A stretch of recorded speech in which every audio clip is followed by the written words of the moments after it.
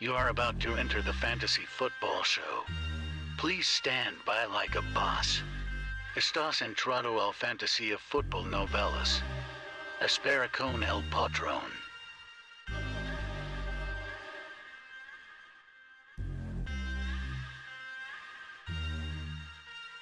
Smitty is live Monday through Friday, 7 p.m. Eastern.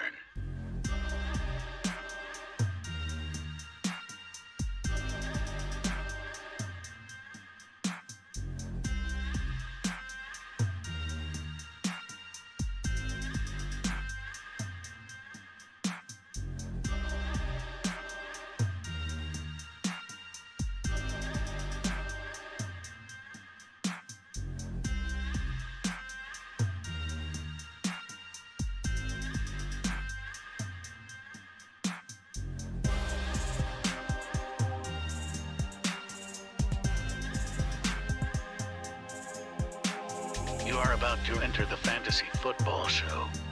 Please stand by like a boss. Estás entrado al fantasía fútbol novelas. Espera con el patrón.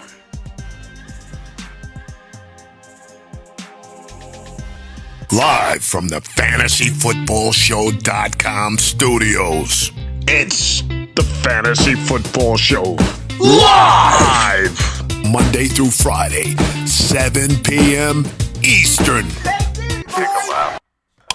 What is going on, good people? We've got plenty to talk about heading into week number 6, and I'm going to be here with you for quite some time trying to break down all of the dilemmas you may be facing walking into week 7 with DeAndre Swift now out, most likely, most definitely, week number 7. What do you do? Do you start Jamal Williams? Who do you start in place of DeAndre Swift? Maybe you've got ETN. What do you do with DeAndre Swift moving forward? Are you going to freak out, panic, sell him low? Or are you going to wait for the monster that is DeAndre Swift to emerge? Because I believe, eventually he will emerge. We will find out. I appreciate everybody being here, and let's get to the news desk. From the FantasyFootballShow.com news desk, here is your breaking news. This is a start bench show. We will be opening up the phone lines. We will be taking questions. I'll be going through all the super chats at the end. So super chats get answered in the order in which they're received. So file them on in. Please be patient. Please don't say you missed my super chat 2 minutes from now, because it's going to take me a little while to get through them. So drop them and I will go through them in order in which they are received. Unless they're $20 haulers, then I just jump straight ahead and answer those bad boys right away. So Jeremy Fowler reports that Bearing surprised DeAndre Swift. Ankle, shoulder, questionable, is expected to miss Sunday's game against the Cowboys. Everybody keeps saying he's out. He's not officially out yet, but most likely we're going to hear tomorrow morning he's out. So start planning accordingly. Jamal's a great play as long as Jamal looks good to go in the morning. So check on that. You've got people with B-Rob and ETN and Damian Harris and Stevenson. There's a lot of, I think we're going to see a lot of those combinations of who do I start in place of Swift. And I'm going to say right up front, ETN is a guy that I find very, very hard to sit in a bunch of those scenarios. Of course, if you've got Kenneth Walker or Pierce, you're starting those guys over even ETN. But I'm finding ways to start ETN in 2022 anytime I can. At any moment. Any time I'm able to shove ETN out there, I'm doing it. And I think ETN has quite the day. And I think ETN gets on the map in a way he hasn't gotten on the map yet. I think this is the week that he makes a name for himself, similar to how Walker and Breece Hall and Dameon Pierce have solidified their place in everyone's fantasy football hearts. I think this is the week that ETN takes that big step forward, and we're talking a lot about him in the same ways we're talking about Walker right now. And Walker's a guy I think does so well today. I don't know if you've noticed the shirt that I have on right now, the Kenneth Skywalker shirt, which you can find link pinned in the live chat. Links in the description. Link is in the live chat. TheFantasyFootballShow.com. You can also find the link to my merch. But this sucker is out. The Kenneth Skywalker lightsaber shirt. Get yours. Wear it to the sports bar. Let people know what time it is when you you file on into the sports bar with this bad boy on. Wear it around the house. This might just be the new uniform go forward on the Fantasy Football Show. This is it. This is the shirt. Link in the chat and the description. So get you some. Cop you a Kenneth Skywalker shirt, baby, because it's Kenneth Skywalker season. It's Kenny Walker season. Buckle up. So Swift, make your plans accordingly. And Damian Harris will play Monday against the Bears. We don't really know what the volume divide's going to look like. If I've got Stevenson and I've got a lot of better better alternatives, that are safer, that may have maybe less upside as Stevenson, but maybe the safety factor, I might look at that. But I think Stevenson's going in my lineup in a lot of leagues. I just feel like he's still going to be used. He's still electric. He's still got the capability of scoring 2 TDs and having 100 total yards. But definitely Damian Harris throws a monkey wrench into the equation. And we certainly don't know what the divide and workload is going to look like. So start Stevenson at your own risk, but I still very much love Ramondre in week number 7, and I'm not scared of using him because of the presence of Harris. It just limits a little of that, just 150 total yard potential. It's Harris could vulture touchdowns. I'd love to know what you guys think of Harris versus Stevenson. There seems to be a lot of Harris believers out there, but I find a lot of those people are just Harris owners that need something this week, and they're like, Harris is going to go crazy. So Ramondre's the guy until he gets unseated by Harris again. It could happen. Unfortunately, we don't know. Swift for Mike Williams and Kenneth Walker. Give me Mike Evans. Swift for Mike Evans and Kenneth Walker. Give me Kenneth Walker and Mike Evans all day long. So I'll get to those super chats in a minute. Droppable Garrett Wilson, maybe. Depends on the options. So JK is on injured reserve. He's out for at least 4 weeks, and he's droppable at this point. If you're going to hold on to, unless you can put him in your IR spot and you've got no other IR players to throw in there. I mean, obviously throw him into that if that's the case. But I don't find J.K. Dobbins as an appealing fantasy football option go forward. I don't really envision myself starting him. His knee was mangled the year prior, and he rushed back. This is clear as day going to happen. Like I said from the beginning, compensation injuries. When you rush back and you go onto the field, when you literally aren't even prepared. This is the same thing with Mike Thomas. Mike Thomas, stay away. J.K. Dobbins, stay away. Like every one of those scenarios has come true. The only one that hasn't come true in terms of like stay away, disaster awaits would be the Godwin situation, but he did end up not returning. He did end up sitting out a significant amount of time due to other injuries mixed with the knee, and that allowed him the proper amount of time to come in and rest up and not go right out of the gate in week number 1. So that was Godwin's kind of saving grace, and I think that might have done the trick. That might have allowed him to ease into action versus you go into action in week 1 or week 2 or week 3 right from the get-go, and you start going full go. Now Godwin hasn't escaped injury. He's a very injury-prone player walking into the remainder of the season. He's a concern for me. He's a guy I actually sell high if I can, because I am worried about re-injury. Compensation injuries often follow ACL tears, and hamstring injuries often follow that first year back from an ACL tear. So don't be shocked if Godwin ends up suffering a major hamstring injury that keeps him out for a significant amount of time, and then you start wondering what's going on with him. Boom, he doesn't play the rest of the season. He gets shut down. I'm not saying go trade Godwin away for garbage. I'm not saying avoid him. I'm not saying you can't, hey, I'll take the chance and hold him. I'm not saying he can't do well. I'm not saying he won't blow up this week. I like Godwin when he's on the field. Godwin's looking pretty good, I'll admit it.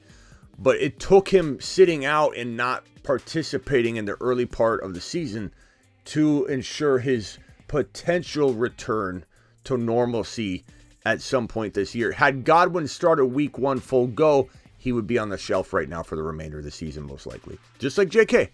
JK's out because he rushed back. He wasn't ready. It's par for the course. I don't know why people even think it's going to go differently. I don't understand. Mike Thomas rushing back hasn't been subject to any of the things he was going to be subject to right out of the gate, cold turkey. How did anybody think Mike Thomas, that situation was going to end? You know, and Mike Thomas isn't gone yet, but he's most certainly not a factor. Like J.K., Mike Thomas, don't count on either one of those guys the rest of the season. Start B-Rob over Harris. Start B-Rob, bro. He's entrenched as the starter. Damian Harris, you don't know what you're looking at. So J.K., that's in the past. And for those that think Gus the Bus is going to come in and do some damage, come on. It's a running back by committee where the quarterback isn't even in that conversation. He's not in the running back by committee. He's the number one rushing option, number one touchdown option, number one option, period, anywhere near the goal line, and he's not even in the running back room. The running back room is a total running back by committee hot hand, and that's how they want to deploy it. That's how they have deployed it. That's how they're going to continue to deploy it. And that is not even talking or discussing or relating to the fact that Lamar is the number one option on the team as far as running the football. So Christian McCaffrey is expected to play week number 7 tomorrow against the Kansas City Chiefs on Sunday. What do you do if you got CMC? No one knows. I could sit here and guess, and that's what I'm going to do tonight. People are going to ask me about 100 times in a row, should I start CMC or should I start Stevenson? Should I start CMC? Should I start B-Rob? That's probably the one I'm going to get the most. I almost guarantee you. CMC and B-Rob. And I'll answer that up front. Maybe I can cut down on some of the questions. I don't know. I wish I knew. I probably would say that B-Rob's safer. Christian McCaffrey's higher risk, higher reward. Maybe not. Maybe B-Rob's higher reward. I mean, it's hard to imagine him absorbing enough of the offense. But then again, as a running back, Damian Williams didn't know a couple years back the offense, the playbook, the verbiage throughout the entire season into that Super Bowl, amazing Super Bowl performance by the guy. And he came out of that season going, I didn't even know the playbook fully at all during the entire playoffs, during the season. And literally Mahomes would be like blue 32, hatchback, flex capacitor 7, Doc Brown 9, hut. Damian Williams, you're going to be running a 5-yard hook right here. And that's what Damian Williams would do. He would literally be told by Mahomes where to go. So there is a scenario where he plays a whole lot more than any of us think, and he's just basically instructed on where to go. Not to mention, he's a smart kid that grew up with football throughout his whole life, pro football, NFL football, McCaffrey, his dad, the Shanahans, the coaching tree. This guy lived inside this environment his whole life, so he's very smart and astute to this kind of thing, and I imagine he's picking up things at lightning speed. Smart kid, and I truly believe that he may shock us and play more or at least look better than we thought. But at the same time, we don't know what Shanahan's capable of. The problem is, and I'll admit this, I don't know Shanahan. I'm like 40% correct when I try and predict what Shanahan's going to do.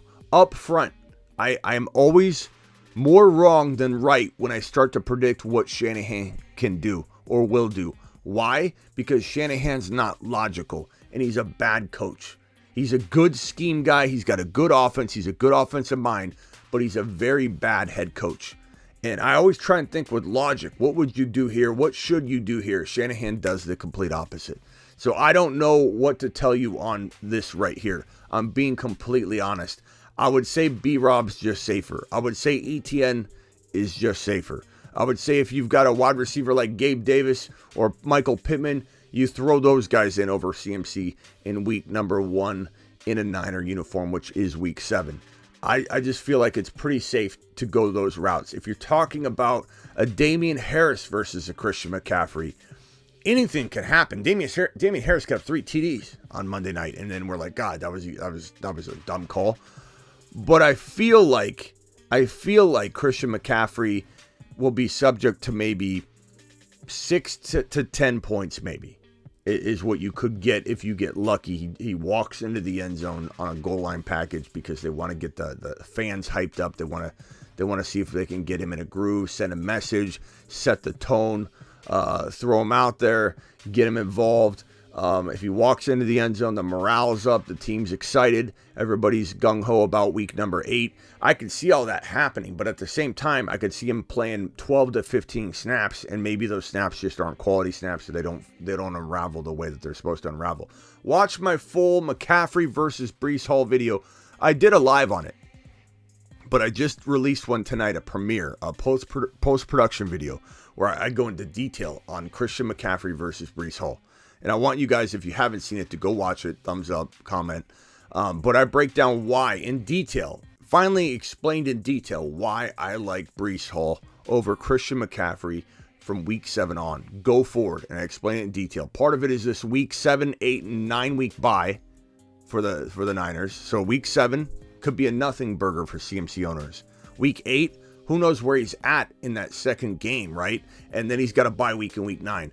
There could be a potential where there's 3 games where you're left a lot to be desired out of Christian McCaffrey, and you go through 3 full weeks of not getting anything substantial, and that's the problem. But we will see what happens. We'll see how much work he gets. We'll see how crafty the Niners get with using him and how quickly they deploy him. There's certainly an opportunity in world where McCaffrey blows up in the first game. And there's certainly a world where it's very disappointing out of the first game.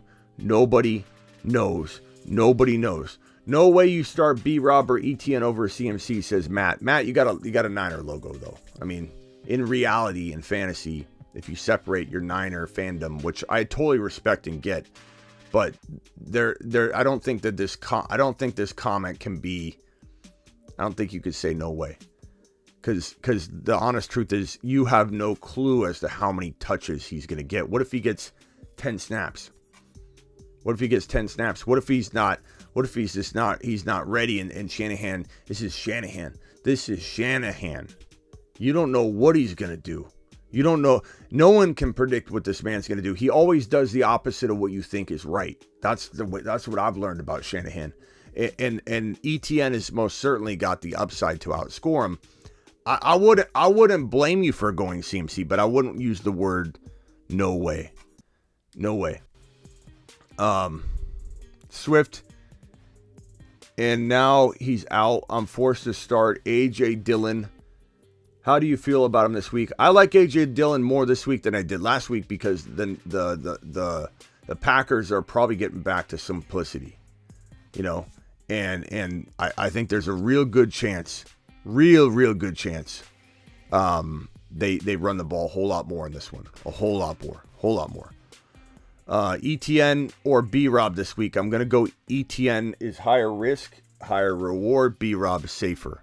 So pick your poison there. Higgins or Debo. I'm going to go probably Debo this week because Higgins is injured. Needs to prove himself. Now, walking out of week number 7 into week 8, Debo's value has some major potential problems. Am I doing super chats? I'm always doing super chats, Alex. As I said from the beginning, my guy, I'm going to roll through them. I got to go through the news first. All right, let's get to these last pieces of news here. Russell Wilson has been ruled out for week number 7. This guy is cringe. I hate to say it. I don't mean to be mean, but he's cringe. I don't think I noticed how cringy Russell Wilson was until this last 2 years. And maybe that's because social media has really amplified and put a spotlight on players and their personal lives and the practices, the pre-game rituals. For some reason, we definitely didn't get a sense of how, at least a lot of people didn't, how strange he is, how cringe he is. But this guy is super cringe. And I don't know if you guys seen that footage of him in the end zone talking to nobody. He's just in the end zone and he's looking around. He's pretending he's talking to his teammates in a huddle. It's the weirdest thing in the world. It's one of those things where I'm embarrassed and I'm watching it. I'm embarrassed for myself just watching it, When someone does something that embarrassing, you're like, dude, I'm embarrassed. And he's looking, he's like, hey guys, almost like he's a little kid, talking to the fake players. He's going to go 4th down, 2 seconds left on the clock. He's literally kneeling down in the end zone, talking to nobody and acting like he's talking to people in the huddle. I just can't shake all the weird things that are going on in this man's mind right now. He's ultra cringe. And I know it has nothing to truly do with fantasy, but I don't know if he's in the right mind space right now. I don't know. I don't see him bouncing back. I feel like he's not ready. I don't know. I don't think he's going to have that bounce back, part of the season. He's injured. He's got Nathaniel Hackett as his head coach. It's a disaster there in Denver. He's losing the confidence of his teammates. Matt, we get what you're saying, Matt, and I don't think if you bench CMC tomorrow you will lose. Matt, you're acting like it's a guarantee that CMC is going to get a lot of volume. I know you're excited. You're a Niner fan. Clearly, we know that. But it's not as clear cut as you're making it seem. Sure, he could have a good day. I don't even need you to come in here and say, told you, Smitty, because he has a touchdown in 40, 60 yards, whatever. It's possible for sure. But the way you're speaking about it, it's like we don't know. No one knows. No one knows. Believe me, I have inside information too. But guess what? No one's inside information is worth anything, because this is Shanahan and Kyle Lynch. They don't leak anything. When someone says they have a source or I know something, they don't. They don't, because they would never tell you. No one will know what's going on or what's inside Shanahan's head. I guarantee they still don't even know how much work he's going to get. They'll know in the morning, because this guy's going to be studying all night, trying to absorb more and more and more. Matt, you're speaking as a Niner fan right now. It's glaring through like crazy. I appreciate it. I actually respect it, and I like it. I like it. It's fun. Matt's excited. Matt to the moon. But Matt, you're bleeding Niner fan right now, buddy. It's just seeping out. You're getting excited. You're getting real excited, bro. I don't blame you. Look, this is the best running back you guys have ever had. You should be excited, but you might want to pump the brakes a little bit walking into this game until we fully know what's up. I think he'll probably be, like I said, I think he'll probably be used a little more than a lot of the low end projections predict, because he's actually that smart of a dude. And I think I think you're excited, and I appreciate it. It's great. Adam Schefter reporting that Carson Wentz on injured reserve, meaning he's out at least 4 games. I don't know. Washington is going to be a debacle going forward. This makes me want to sell B-Rob, if at all possible. They could lean on the run. He could definitely have some good production and some good opportunities go forward. Look at Christian McCaffrey in Carolina. A lot of volume. Volume's good. Sometimes your efficiency's down when you have a bad offense that can't move the football down the field, but you get a lot of volume, so you end up getting pretty decent numbers. But this has the makings and feel of a situation where we don't really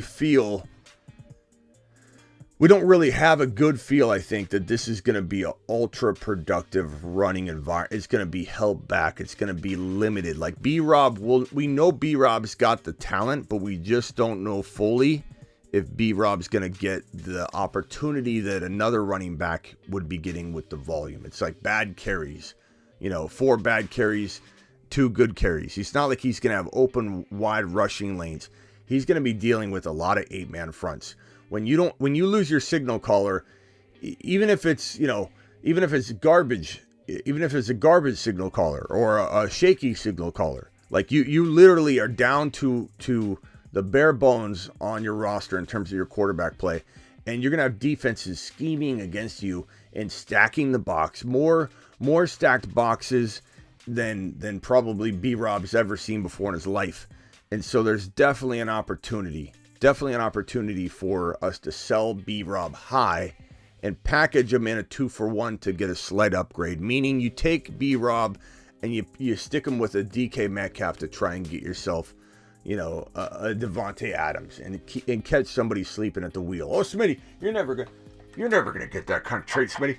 Watch me and watch everybody else try and get a Diggs or an Adams or a player of that caliber, because it happens all the time. Or you catch somebody sleeping at the wheel with Kenneth Walker. You trade B-Rob and a wide receiver like Kirk, and somebody doesn't know what they have yet in Kenneth Walker, and they trade Kenneth Skywalker. Boom, like that. So you won't know until you try. You can keep being pessimistic about trade opportunities and blame it on everybody else and say my league doesn't trade. while you're sending out these blind trade offers through the system, instead of reaching out, having conversations, getting someone's number, texting them, saying, hey, you want to make a deal, finding out their tendencies, and this and that. So, I see it all day long. Smitty, those trades don't happen in my league. Smitty, I can't get a deal done. Smitty, what are we doing? Who is B-Rob, Alex? Brian Robinson, bro. Come on, read the room, Alex. Read the room. Let's get to the super chats. Appreciate everybody. You want to cop your Kenneth Skywalker merch? Link is in the live chat pinned. Link is in the description for people watching the replay. Don't forget to get you some of the merch. Ron Navy dropping a super. I called Denver disaster before the season began. Yeah, Ron, you did. You had a good call there. Super chat. Let's get to these bad boys, and then we'll open up the phone lines once we clear these out, and then we'll still answer super chats all night long. No doubt about it. Answered in the order in which they're received. ETN or Brian Robinson? What did I tell you?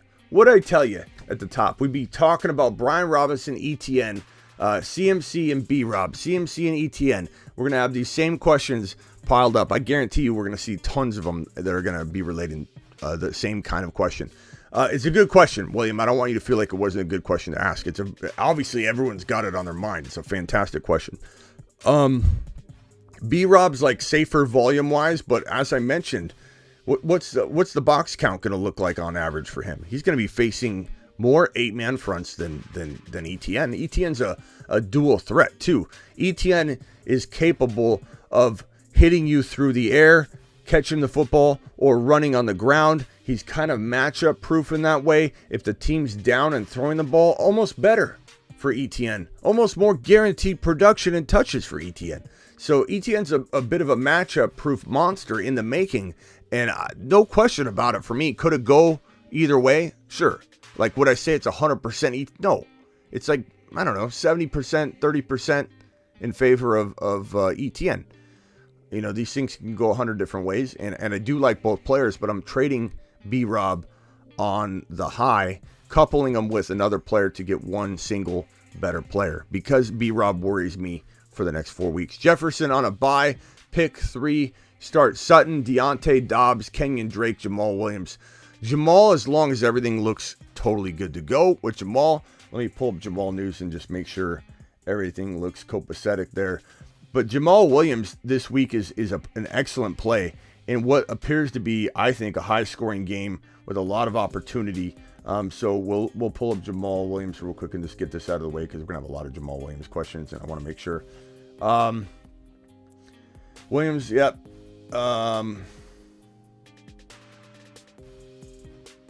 Yeah, Williams 13. Let's see here. Swift. Yeah, I'm starting Jamal Williams. I like him a lot. He'll be potentially, splitting some of the work, but I think he's a fantastic play.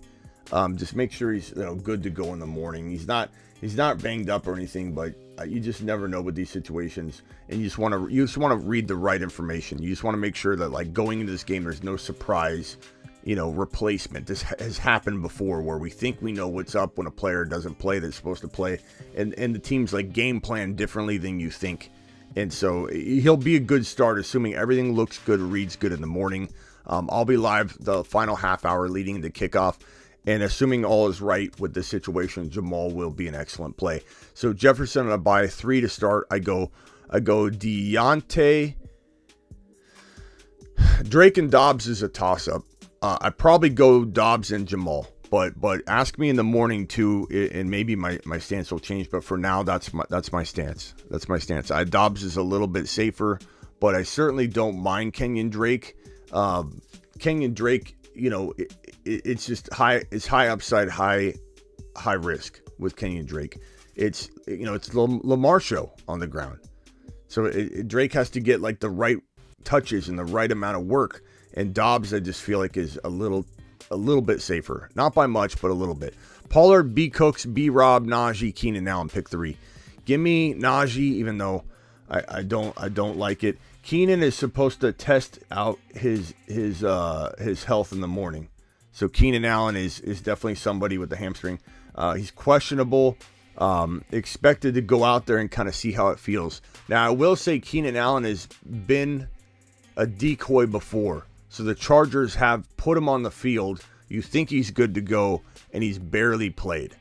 So the fact that I've seen that before, the fact that I've been burned by that before, if he's not 100% ready to rumble, and I don't know how that could be the case because he's questionable and he's going to go out and see how he feels in the morning, that smells an awful lot like disappointment to me. I'd kind of stay away from that situation. So Najee, B-Rob, and B. Cooks probably for me. I could go Pollard over B. Cooks, but that's the dilemma there. I don't think it's between B-Rob and Najee. I think they're the locks in that scenario.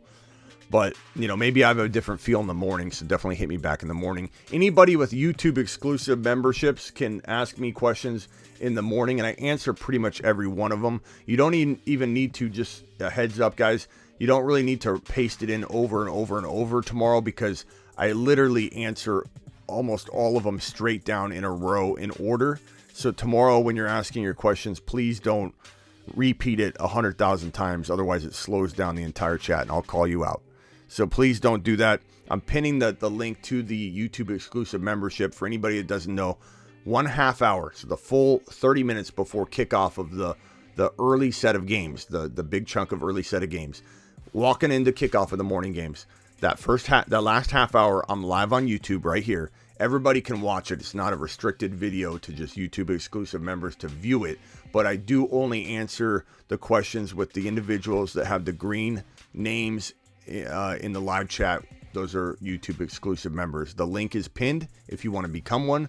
There's a 2 levels to it. The $1.99 plan, the lowest plan, $1 or $2 a month, gets you access to that. If you want the $9.99, that gives you the 2 Zoom calls on Sundays as well that we do. Cool Guy just joined the membership. To the moon. Appreciate you, Cool Guy. So join up on that if you want questions answered, but I'll answer those questions in the morning too, so hit me up. Mitchell or Burks better stash on IR? Probably Mitchell, but neither is great. But thank you, Just Sherman, for that super chat. This one's from... let's see, Heineke, a good start over Goff or Garoppolo. No, I'd probably go Goff. I mean, none of them are amazing plays, but I'd probably go Goff. It's a tough matchup, but I think Goff is probably the guy to go with. You could go Jimmy G, I suppose, but I think this might be a tougher game than people are anticipating. It's in San Francisco. It could be low scoring though. We'll see. Jimmy G's okay. Like you want to go. I guess you could say Goff is higher risk, higher reward. Jimmy G's not going to get you 1,000 points, but he's gonna be maybe a little bit lower risk, I suppose, but not a ton of ceiling value. B-Rob, Damian Harris going forward. Thanks. Probably B-Rob for now until we see Dame get the job back. If Damian Harris gets the job back, it's a whole different story. But we don't have that information and we don't fully expect that. 406 people in the room, only 80 thumbs up. Please punch that thumb up button on your way in the door. Your boy Smitty appreciates it. Hit that subscribe button if you're new and wipe your feet at the door. I appreciate that. Hit that thumb up button, guys. Thank you. So B-Rob for me until we have word that like Damian's back in the starting role. And I don't know that we'll ever hear that, but if we did, then we'd have a conversation on our hands. Right now, it's B-Rob. Start Lockett or Keenan Allen. Keenan Allen is, he might test it in the morning, bro.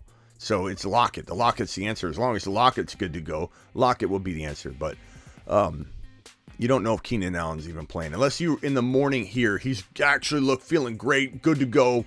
Fire him up. All the news sources are saying that, then that's a whole different story, and we need to reassess it. But for right now, what we know, it sounds like he's very questionable, and if he played, he would be limited. DK and Swift for Justin Jefferson. Give me JJ all day long on that. I like Swift. I love DK, but at this point, and as long as you can weather through this bye week that JJ is currently on, that feels like the best move to make, my guy. It just feels like something that could be league winning for you. DK is going to be up and down.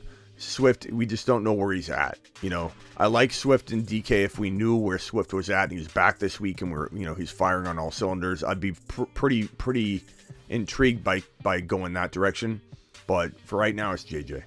JJ's such a lock for production, and I feel like you could insert another player, and I saw your team, you got Breece Hall. I feel like you're going to have a decent chance of having JJ and another player outscore DK and Swift together, especially if you don't have Jamal. If you have Jamal, did you have Jamal? I don't know if you have Jamal. If you have Jamal, it makes it a little bit different of a factor. Start 2, Reynolds, Duvernay, A.J. Dillon. As long as Reynolds is good to go, I would start A.J. Dillon and Reynolds, but Duvernay's a good play. You wouldn't be crazy to go with Reynolds and Duvernay. Dillon, I think, is going to have more run than people expect, but we certainly don't have any clear indication as to how much work he's going to get in week number 7. But I would say the fact that Aaron Rodgers has been talking about it, the fact that it's clear as day and something that you and I and everybody and their mother understands and realizes that this team needs to get back to running the football and trying to figure out things on the ground, because they clearly don't have the weaponry that they've had in the past to be successful with the Aaron Rodgers plan of attack of old. It needs to be the newfound strategy, the new approach, getting back to the ground and pound, getting the 20 plus touchdowns on the ground between the two running backs on the year, or 22 touchdowns total on the ground between the two running backs, maybe 25. Like we had Aaron Jones scoring 17 or 19. What was it? The year that they started to turn more toward the run. Adams was banged up. This was like 2 years ago. Adams was banged up all the time. And so they ran the ball more, and Aaron Jones had like 17 or 19. I forget how many total touchdowns he had that year, but he was phenomenal. They turned to the run. Adams was hampered. They turned to the run. It worked. And the thing about it is they can do that with A.J. Dillon, and they can lean on Aaron Jones and in the run and in the pass and give him like 90 reception pace go forward if they wanted to. Do they want to? I don't know. Are they smart enough to? I don't know. But they haven't utilized Aaron Jones like we said they needed to for Aaron Jones to justifiably earn his mid-second round value, which I said was way too high when people kept taking him at like 14 and 15. And I'm like, I like him. I like him in the 3rd round. He was a steal in the 3rd round. I just don't know that Aaron Jones felt ever like he was a safe mid-second round pick. I think that it's buy low season on him, though. Just like I love coming in and buying Pittman on the foreclosure type of pricing that you could have got him at. It was foreclosure season on Michael Pittman Jr. We stole him away from owners for over 2 weeks, just swooping in, grabbing him for pennies on the dollar. Now he's back to a low-end wide receiver 1. Same thing with Eckler. In the early weeks 1 and 2, everyone was down on Eckler. He's not going to get the volume this year. He's a total bust. Now he's the number 1 running back. Ron Navy and I just talked about this. He's the number 1 running back in fantasy football right now, or scoring-wise. So, like, these things turn around, especially when the game planning turns around. In the case of Aaron Jones and A.J. Dillon, I think the offense has to look at this differently. The offense is going to lean on the run. They're both great buy lows. I don't know why I was off on that tangent. Start Jamal Williams and over Zeke. Yeah, I probably definitely start Jamal. Like I said, check in the morning, make sure everything's good to go. But yeah, Jamal's a great start if he's starting in the morning. PPR pickup Nico Collins or Dotson, or keep wait, what? PPR pickup Nico or Dotson, keep or drop Thornton and Reynolds. What do you do with Pacheco, Khalil Herbert? I'm trying not to drop Pacheco or Khalil Herbert. But as far as this first question, rock out, PPR pickup Nico or Dotson. I'm going to probably pick up Dotson and just hold him. Keeper league, I think, is what you're saying. So yeah, there's keeper league value. Then I definitely see that as an advantage. Drop Thornton and Reynolds. I'm not dropping Thornton or Reynolds for, maybe I drop Thornton for Dotson, but I don't, rock out, I'm not exactly sure what you're saying here, but I would say in general, if you're asking me, do I pick up Nico Collins and Dotson using Thornton and Reynolds? If you need Reynolds for the now, then no. I kind of like Thornton a little bit, but I like Dotson the most out of all 4. And then what do I do with Pacheco, Khalil Herbert? I'm certainly holding them if I can, because they're league winners. And they're league winners dependent on the starters going down or a big change in opportunity. I think Clyde's not getting benched, but if Clyde gets hurt, Pacheco could be a league winner. If Monty gets re-injured Herbert could be a league winner. Herbert already could be a league winner if he overtakes Monty, and he totally could, and he kind of sometimes does, and you feel like, oh, he's already overtaken him, then he doesn't. He's kind of an up and down roller coaster, and I think that makes people give up on him because they don't feel he's consistent, but it's not his fault because they're not committing to him fully. They go back and forth using both backs. So if Herbert does get called upon as the starter, the full go starter, and either Monty's out or they completely just supplant and put Herbert in, it's Herbert season again. He's on the Moon Men list for a reason. This list right here, this wonderful list right here. The Moon Men, dropping loads in outer space.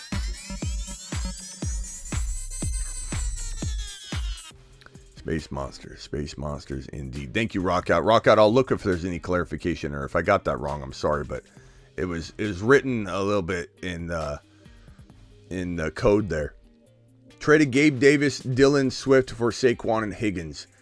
Gabe Davis, Dillon, and Swift for Saquon and Higgins. You've just been Smitty approved. Gotta like that one. That's a smash, Francisco. Taking advantage of grandma there, broski. That's not very kind of you. The woman that makes you toasted ham sandwiches, you're just gonna treat her like that. Have to start 2, Mixon, B. Hall, or Kenneth Walker. I'm going with B. Hall and Kenny Walker, baby, and I'm not looking back. Trade Mixon for a wide receiver, especially if he has a good game. You're not crazy to put, I guess, Walker on the bench for Mixon, but I'm not doing it. I'm not doing it at all. Matt, I'm sure this is, I'm not even looking. I'm sure this is a CMC question or something, or a comment.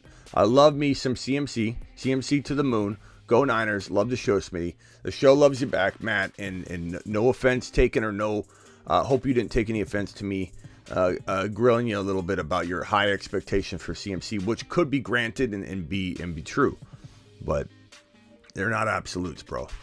I find Niner fans are so they're diehard, and I respect it, but it's like you guys are so funny sometimes. The hard-nosed stances, no room for wiggle at all, bro. I called the Denver disaster.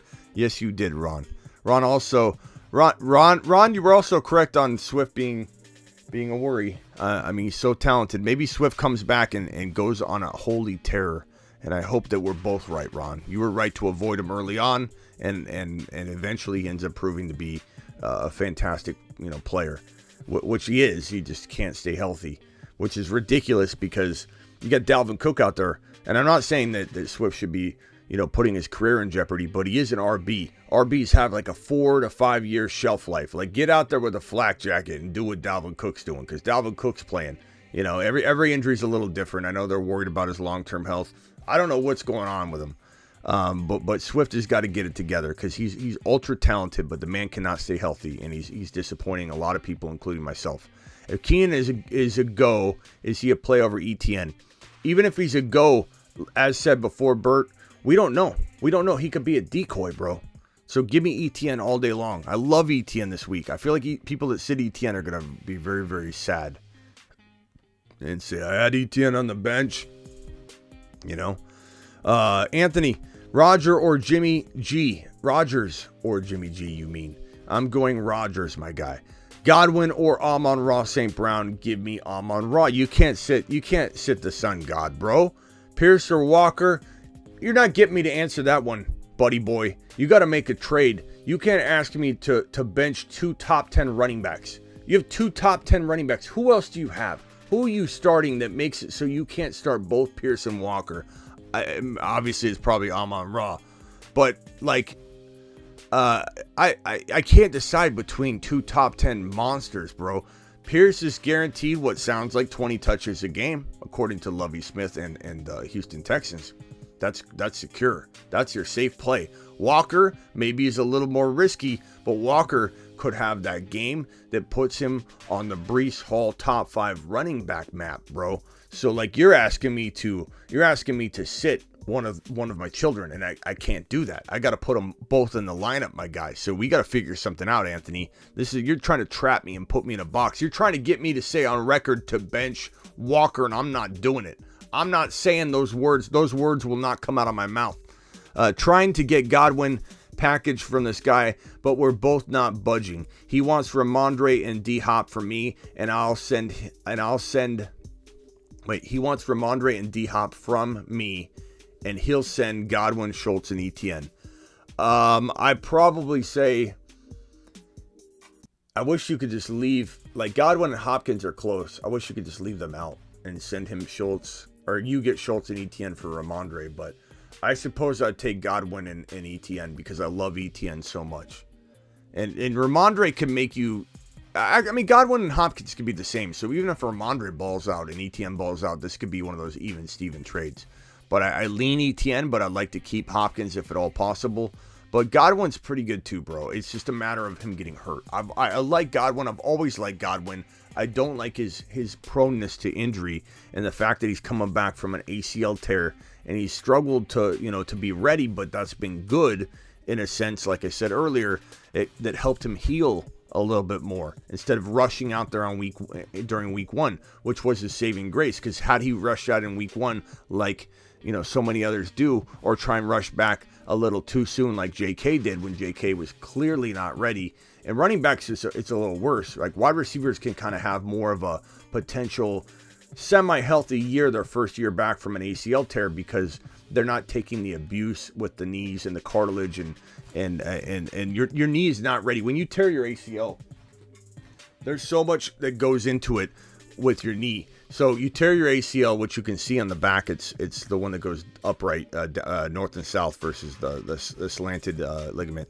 But that ACL keeps this knee tight. It's like it serves like here's your knee joint. It serves as a way to keep this thing really, really tight. You tear the ACL and you no longer have it. You have your LCL and your MCL, and your knee is more loose and grinds down that cartilage. And that's why people that don't get an ACL replacement end up needing total knee replacements by the time they're 60, 50 years old, because their cartilage, the padding in the knee, this cartilage right here gets grinded down to paper thin, and you hear the term bone on bone. If you try and navigate your life without an ACL, whether you're playing sports or not, we're talking about bending down and picking up a pen you dropped on the floor. We're talking about all these micro movements where your knee is grinding away that cartilage because it's not a tight knee fit. You need the ACL. And when you tear that ACL and you're a running back and you come back from an ACL surgery where your leg is atrophied, the muscle's not as strong, the knee's not as tight, everything's a little bit looser, and it's not the same. It's not the same. You've got to get it back into form. Your knee naturally swells when it gets in a vulnerable position. So you go out there because you aren't practicing full go. You're not taking helmet shots to the knee. You're not getting tackled by your league mates in practice when you're coming back from an ACL tear. You're going cold turkey into week one, and that's the problem. The knee hasn't absorbed any kind of hitting, jolting at 100,000%, cutting, 4 or 5 guys jumping on you, and you also cutting at the same time. All these things you can't test in practice. You get it all done in the first go, week one. These guys that rush back, that are running backs from an ACL tear, are always going to potentially have compensation injuries, and that's why. So Godwin, my whole point was Godwin's a receiver. He's going to have a lot less of that abuse going on his knee. So like Cooper Kupp tore his ACL, had a pretty good year that first year back. And then the second year, as long as the first year is successful, wide receivers bounce back really good that second year. Running backs can bounce back very nicely. Look at Saquon this year. And that's what we needed to see from Saquon. And boy, has he responded. I was too low on Saquon. I was way too low on Saquon. That's a player I should have been higher on. He's been phenomenal. I still worry about other injuries, but man, he's been lights out. He's been outstanding. I admit it. Hey, Smitty, starting running backs are Eckler, Zeke. Starting wide receivers are Adams and Pittman. Need a flex. I have Dameon Pierce and Kenneth Skywalker, Wandell Gallup. Let's see here. I'm trying to also keep an eye on the chat as well. I'm sorry, guys. Hey, Smitty, I'm starting running backs, Eckler and Zeke, and starting wide receivers are Adams and Pittman. Need a flex. I have Dameon Pierce. Okay, so first of all, why is Zeke in your lineup over Kenneth Walker and Pierce? Can somebody tell me that? What's going on with this? What's going on? Joshua, Why would you start Zeke Elliott over Pierce or Walker? You have flex. You have Waddle. Okay, so you need to get Pierce into your flex. You need to get Walker into your running back 2 spot. Your running backs are not Eckler and Zeke. Your running backs are Eckler, Pierce, and Walker, and your backup trash bin is Zeke Elliott. So let's get Zeke Elliott on the bench. Trust your gut, but this is not right. This is disrespectful to the 2 players that are on your bench named Dameon Pierce and Kenneth Walker. And you spelled Pierce wrong. Complete disrespect across the board, Joshua, for Dameon Pierce. This is as botched as you can get being a Pierce owner. Neglect. This is neglect. It's disregard. And this man needs to be taken care of and nurtured. What's going on here? You nurture your Pierce. Okay? You nurture your Kenneth Walker. And you got Waddle as well. You need to make a trade, young man. You need to trade this hot commodity, extra valuable Zeke Elliott that's in your lineup right now with Waddle to get, I don't know. What are you going to get? What are you even going to upgrade? This is a good team. Devontae Adams, Pittman. I mean, maybe you trade, I don't know. Who's your quarterback? Maybe you use Waddle to upgrade your quarterback. But get Adams and Pierce into your lineup, broski. And do it live. Do it live. Is Joshua here? All right, Joshua, you know what I'm talking about. Zeke is not trash. Love Kenneth and Pierce, but Zeke is going up. Wouldn't start him over the other 2, but the disrespect to Zeke is crazy. Trey, I'm pretty sure everybody in here, except for Josh, is saying no. No, bro. For Cup, Zeke and you're not going to trade Zeke and Pittman for Cup, but nice try there, Daniel. That would be quite the deal. Okay, Joshua, appreciate your super chat, by the way, good buddy. I hope you took that as tough love. That wasn't me, ripping on you in any way, shape, or form. That's me just trying to tell you, get your lineup straight. Sorry, Smitty, my QBs are Dak and Jalen Hurts. Your QB's fire. Joshua, you have an excellent team. Joshua, I want you to take a victory lap on top of another lap. So this is both a positive and a negative lap. I want you to take a victory lap because you drafted yourself such a good team that your flex dilemma is like bothering me.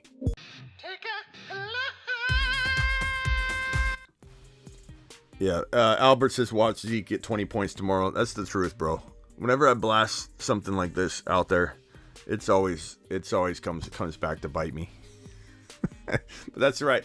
I'm not sitting this man. I'm wearing a shirt. Let me ask you this, Joshua. You think I'd make a shirt of an individual I'd leave on the bench? You think I'd make a shirt of an individual I would leave on the bench? I don't think so. Need a tight end. Is Garrett Wilson droppable for Schultz or Hurt? I think you mean Hurst, bro, not Hurts. I mean, this is a loaded question, man. A vague question, I guess I should say. I don't know what your other drops could be. So like, if you need a tight end and like, of course, like I'm gonna say yes, drop Garrett Wilson if you're gonna start nobody. I would take I guess Hurts, but I do like Schultz eventually. But if you've got another tight end, I need to know that option. I can't just, I would say yes, of course. Pick up a tight end. Don't go tight endless. Don't go out there on Sunday without your tight end. Okay? Jeff Wilson or Kenyon Drake this week. Give me oh my God. What's the chat think here? Kenyon Drake or Jeff Wilson? Who would you rather have? Who would you rather have, Jameson or Waddle rest of season? Scott.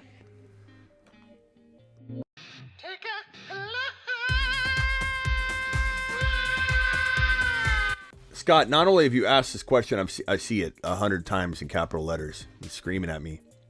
And enough for me to notice, so congrats to you for getting my attention. But, like, come on, bro. Really? You're Jameson Williams or Waddle? How did we get here? Tell me what Waddle did to offend you so. What are we talking about? Of course it's Waddle, my guy. Waddle's a high-end wide receiver 2, low-end wide receiver 1. Jameson Williams, while I like his future, is nothing but a bench player that you hope could somehow become, healthy enough to prove himself and become, give us flashes of what's to come. But no, bro. No. That's not even a question. But I appreciate you. Wandell. He said Wandell. I need to take a lap. I knew that didn't sound right.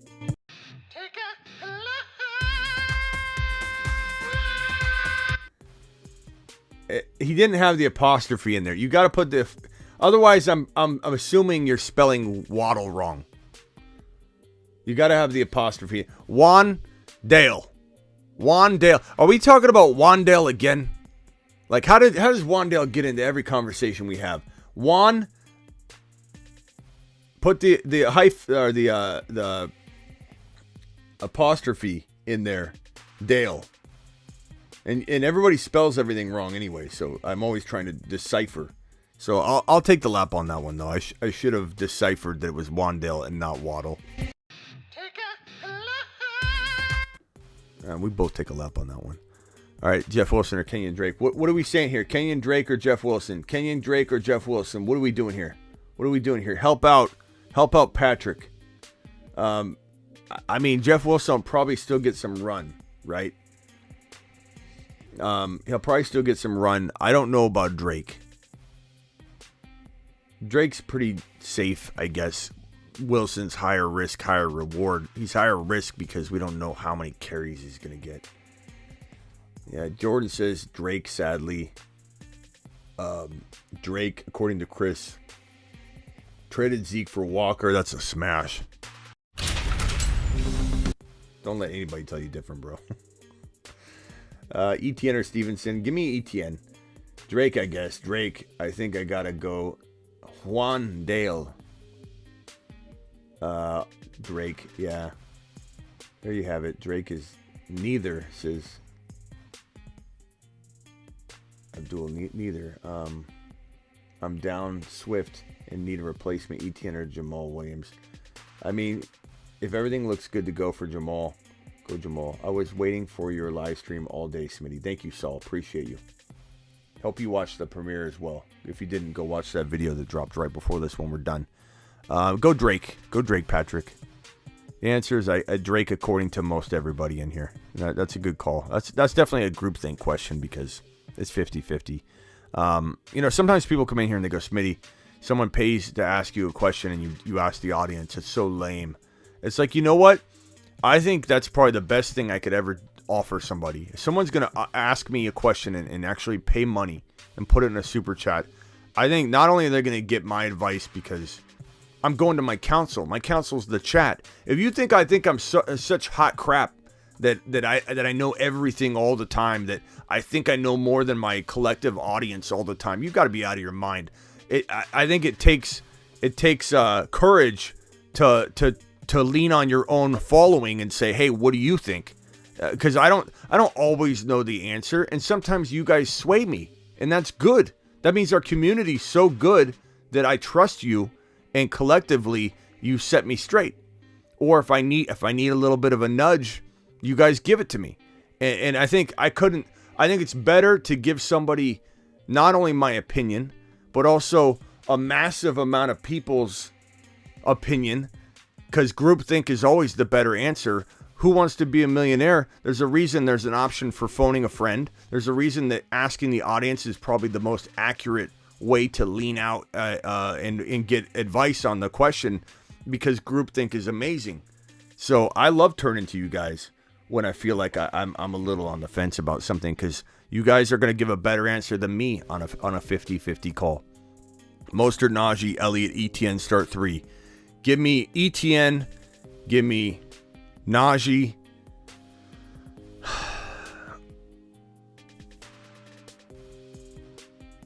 It's between the benching is between Elliott and Mostert, and to be honest with you, I feel like Man. Let me look up Mostert real quick and see how he's doing. I feel like Mostert's... he's such a tough guy to trust right now. His knee injury, he's always banged up. There wasn't much doubt that Mostert would be able to play on Sunday after. Okay. I'd probably go Mostert. I'd probably put Zeke on the bench. Zeke sharing carries. I know there's a couple of Zeke fans in here that think I'm crazy for calling him a trash can. But he's not a maybe I shouldn't. That's a little harsh. Ezekiel Elliott, let's see how he's... What was his carry total last week? Elliott had 13 carries. The thing about Elliott is he's had good yards per carry the last 2 games. He didn't the 3 games prior. Or actually, he had a good yard per carry that week 3. He's had decent yards per carry. 81 yards and a touchdown last week. Was a good day. Like, Zeke had a good day. And that was against Philly. And that was 13 carries. That was a pretty good day against a tough defense. He's playing Detroit this week. I think Mostert and Elliott are pretty close. Maybe the chat can chime in on this. Elliott Mostert, chat.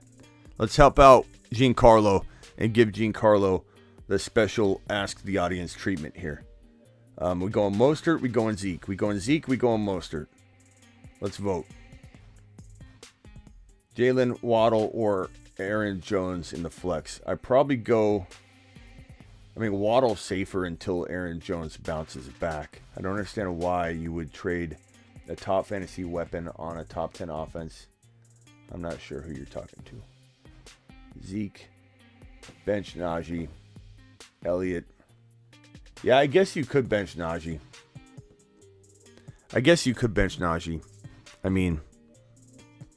But I don't know. It would be hard for me to bench Najee. You're getting a lot of Zekes.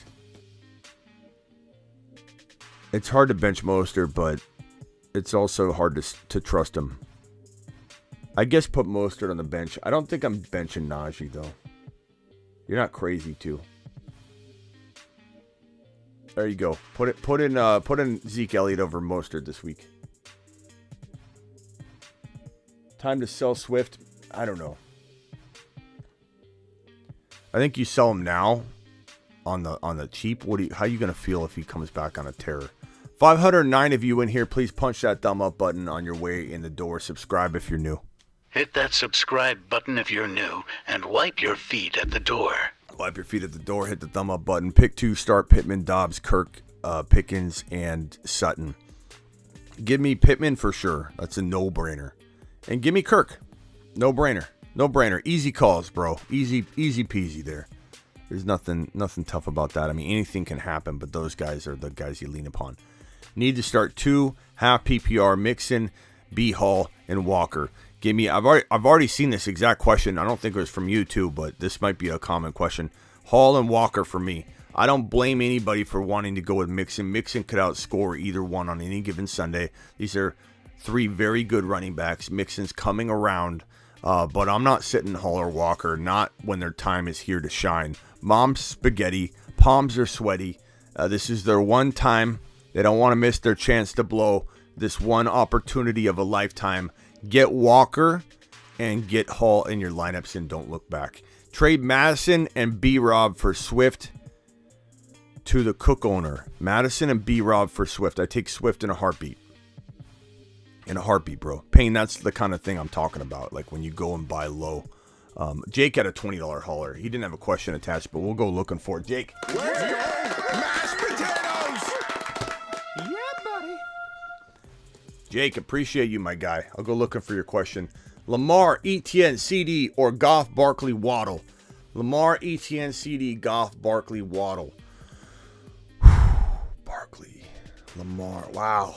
It's like, weighted just perfectly on the opposite ends of the trade. It's like, how do you even break it down? Let's take Waddle and CD out because they're close enough that you could do that, okay? And make it simple on the mind. So it's Lamar and Etienne versus Goff and Barkley. Or as Ron calls them, golf. Right, Ron? Golf or Barkley? Golf or Barkley and Barkley? Or Lamar and Etienne? Do we send Barkley golfing with his buddy, This is like a twosome, Barkley and Golf. For Lamar and Etienne. By the way, Ron, I want to say, if Ron's still out there, everybody, like, Ron felt a little bit like, I think, when he was going on his tirade when the Barkley news broke and Ron came in here just hot. Just came in hot. Like, hot Mike, just completely going crazy. There were a couple people going at him in the chat, like, Ron, what are you talking about? Then, like, later on, like, during the YouTube premiere that was up on tonight, the comments of the video, that video itself and the other videos, people are coming to bat for Ron. Like, Ron, I liked your take. It's so funny to watch the people come in swinging and support for Ron's hot takes, because there will be people that push up against him, and then, you know, Ron will come back and cool off. Lamar, Etienne for Goff and Barkley, because I'm taking out CD and Waddle. I'm gonna lean Goff and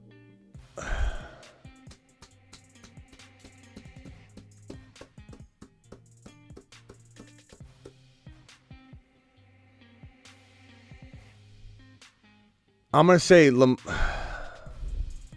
going to bank on Etienne in this. I really like Etienne. I know this could be a risk. It's probably the higher risk side. I know Goff's playing good enough that you're like, hey, you might, but Lamar's a quarterback. Lamar's scoring big. Quarterbacks score more than any other position. And so you got to factor that weight in to this trade. Give me Lamar, Etienne, and CD over Goff, Barkley, and Waddle. Waddle's been banged up. I worry about Waddle for a lot of reasons. So that's going to be my final answer. Gavel to gavel pad. Easy at the end of the day. It took me a while to get there, but processed it, and that's how I feel. This super chat is from Jake B. Jake B asked a question after he super chatted, and he said this. Thank you, Jake, for the $20 hauler, by the way. Jake, you still here? I think Jake's still here. Lamar is so much better than Goff. Can we drop some golf emojis, please, for Goff? Whenever Goff's name is mentioned, I want nonstop golf emojis for at least 20 or 30 seconds, if that's okay. 533 of you, 535 in here, and only 166 thumbs up. So please punch that thumb up button for your boy Smitty. Appreciate you. There's optimism that Mac Hollins heel and Hunter Renfrow will play. By the way, that news just came in from Adam Schefter. Let's see here. Let me see if I can get down to the where we're at on the super chats. So this one's from Jake. Jake says,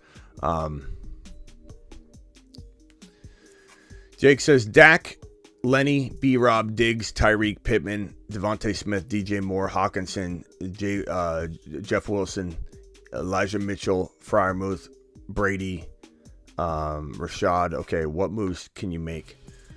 This one's tough because it's like that Wilson injury, like that took you out. That took you out. That was like taking some of the wind out of your sails. Just boom, you got ripped a starter from your lineup because you were banking on Mitchell and Wilson together.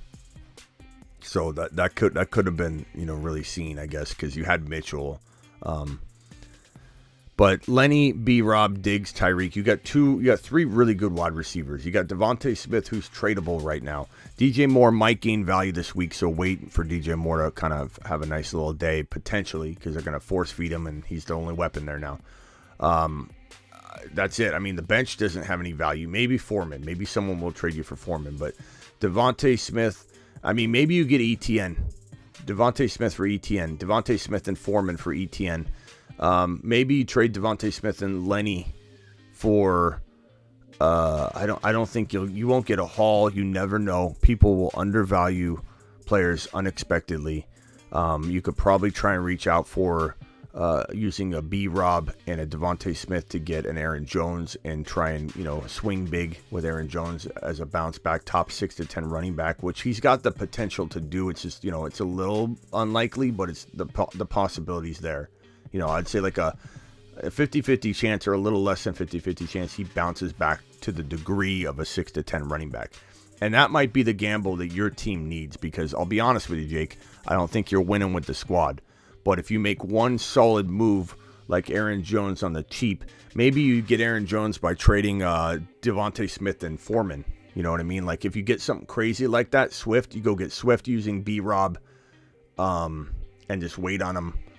That move could be league winning for you, assuming you can weather through the one game of not having Swift or somehow win your matchup still. So that's kind of where I'd take those teams. Kenneth Walker I love as well for you to go get using like B-Rob and Foreman, Devontae Smith and B-Rob for Kenneth Walker. Maybe even get something. Kenneth Walker, I made a shirt for it, my guy. That's how much I believe in him, Jake. So go get him. Jake, appreciate your super chat. You to the moon, pal. Hope To you're the still moon. here. Cody, flex Najee, ETN, Mostert, or B-Rob. Give me ETN out of all these names, and I'm rolling the dice with it. I could be wrong. Please trust your gut. I'm going to the craps table, and I'm literally picking kind of a risky, bet. And I'm going to the roulette wheel. Let's use that example, and I'm not just betting on red or black or on thirds. I'm going out there and I'm kind of risking it. I'd say it's like thirds. It feels like thirds because you got a lot of options that are really close. This is not a 50-50 call. This is a balls to the wall type of move. So it could leave you with 4 points. But I'm rolling with ETN out of all these options. It just feels right. And I think now is the time for him. I'm very excited about ETN. I'm hoping that I'm not let down tomorrow, and I'm hoping that all of you aren't let down that bank on him. But please trust your own gut and your own decision. But I'm going for it. Smitty, should I trade Kirk for J-Rob? J-Rob's nothing, bro. What do you mean J-Rob? Why would you trade for J-Rob? Bron, J-Rob's not the answer. Hall, Stevenson, CMC, B-Rob, and Jay Williams. Hall, Stevenson, CMC. Pick 3. Okay.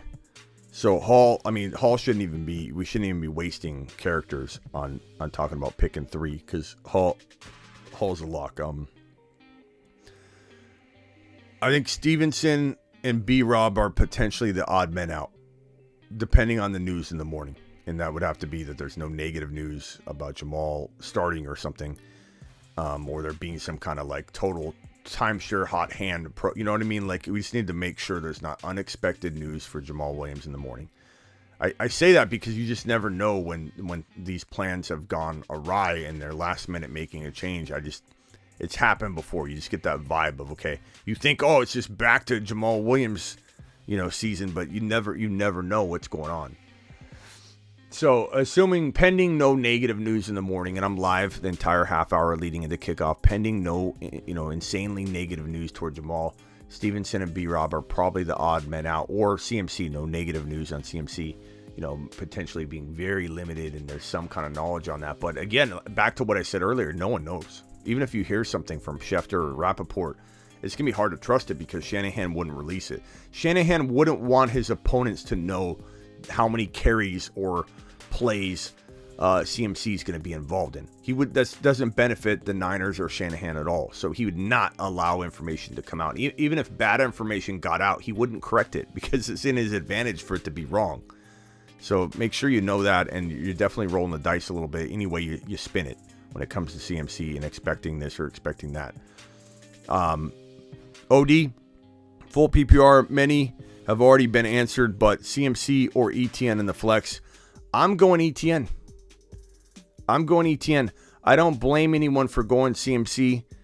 I understand it. It makes sense. There's arguments for and against going with ETN over CMC or CMC over ETN. The only thing that makes me scratch my head is when somebody literally takes an aggressive stance on one or the other, because there's no lock here. There's a lot of unknowns on both sides, bro. ETN has been balling out efficiency-wise, but not getting the volume. And last week, he didn't really get more carries. He was just even more efficient than normal, which he's always efficient. And so he just looked that much better, but the carries weren't more. I think he got like 10 carries again. So we don't know. What if he gets 10 carries again this week and he has 4 yards per carry? Then it's 40 yards, not 80 or 90 yards, But I start ETN, and that's me. Trust your gut. Roll with your gut. It's redraft,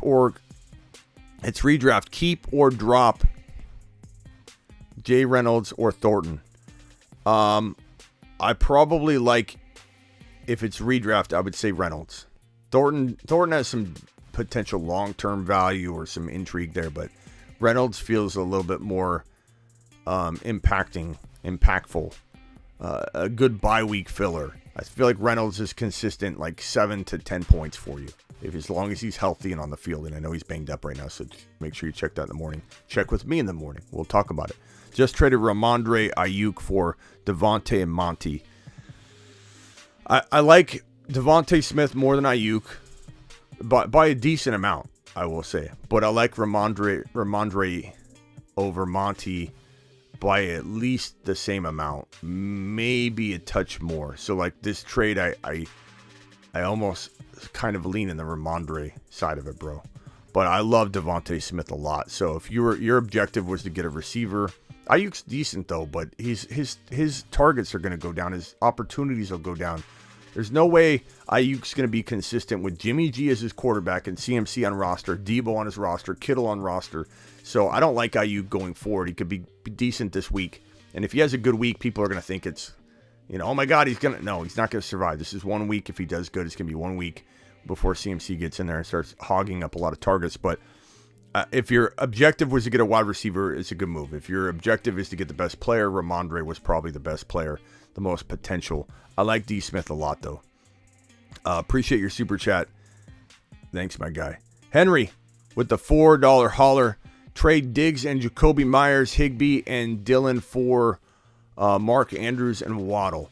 Trade Diggs, Jacoby Myers, Higbee, and A.J. Dillon for Mark Andrews and Waddle. Take Mark Andrews and Waddle, and bro. Got him.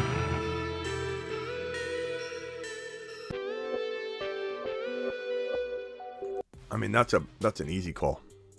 You have to read it for a second and be like, okay, Diggs is the best player in the deal. But like Andrews and Waddle are both close enough that you're like getting both those guys. Or do Gabe Davis plus Dillon for Aaron Jones. No, I like that first deal, bro. I do that first deal and I run. Almost take a lap for even asking. That's how good the deal is for you. And congrats on that deal, and congrats on having a good enough team to pull something like that off, my guy. Nice work. 1 QB, 1 running back, 1 tight end, 1 flex, full PPR, 12-team league. Tua, Carr, Ryan, CMC, AJ Dillon, Pickens, Njoku, Pitts, and Wandale Robinson, not Waddle, right? 1 QB, 1 running back, 1 tight end, 1 flex. That's an interesting lineup. Tua, Carr, Ryan, CMC, AJ Dillon, Pickens. Okay, so 1 quarterback. It's going to be Carr's maybe safer.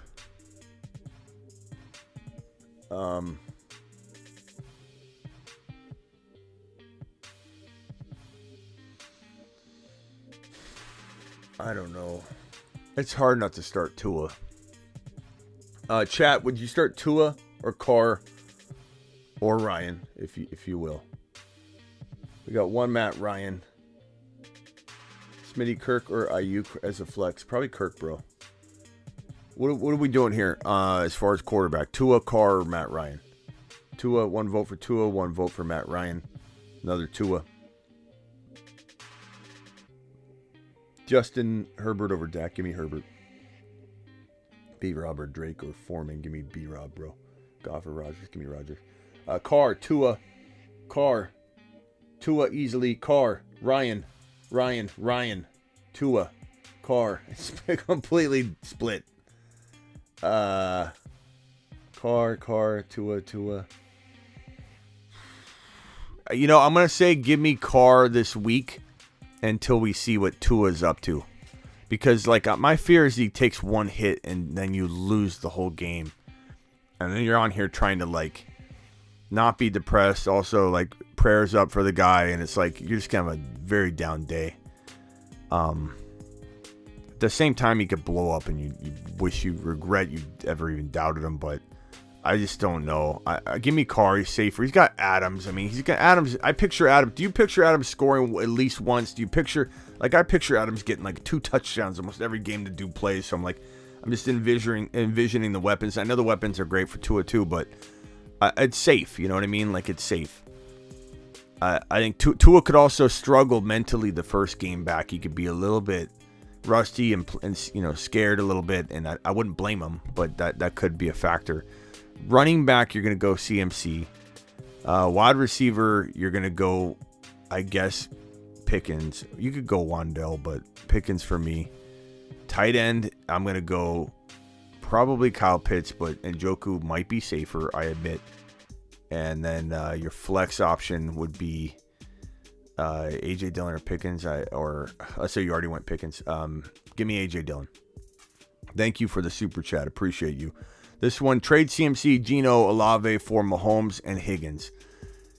Trade CMC, Geno, and Olave for Mahomes and Higgins. That's tough because Olave is so sneaky right there. But Mahomes is like, you're going to... First of all, like, here's the thing. When you're talking about trading for quarterbacks mid-season, it's different. And it shouldn't be. It shouldn't be. Quarterback values being so much higher when week one kicks off. Like, the moment week one kicks off, quarterback values go up. Trading for Josh Allen, good luck. You draft him in the 3rd round.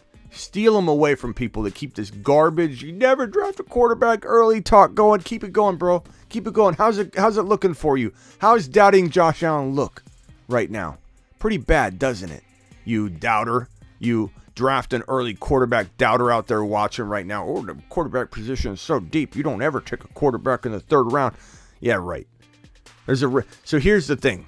Here's the identifier, the measurement to prove that it is solid, rock solid to take a quarterback in the 3rd round like Josh Allen. Because the moment week one kicks off, what's his trade value? Top of round 2. Some would say bottom of round 1. No one's trading Josh Allen for 3rd or 4th round value. Nobody's trading Josh Allen for a late 2nd round equivalent type of value or trade. Nobody. Why? Because quarterbacks, look at your scoring. Sort who's the highest scoring player in your fantasy football league. Sort by points, sort by weeks 1 through 6, on the season. Guess what? It's the quarterbacks. So when you look at a trade like this and you see Mahomes there, you see Geno, and yeah, CMC's there, yeah, Olave's there. But it's like you got to look at it and say to yourself, regardless of the thinking of later you don't get to draft a later quarterback. You're being handed Geno, who's been playing well, but you have no decision here unless you've got some kind of, which you're getting Mahomes and Higgins, so I can assume you don't have a better quarterback than Geno. This is a massive upgrade. Give me Mahomes and Higgins instead of the uncertainty of CMC, which I map out on my previous video of why Breece Hall is ranked higher than CMC in my mind going forward, which a lot of people are going to think is crazy, but par for the course. It's fine with me. I love Olave. Geno's pretty good, but so is Higgins. I'm taking Mahomes and Higgins. But I can understand the argument, but that's how my mind breaks it down.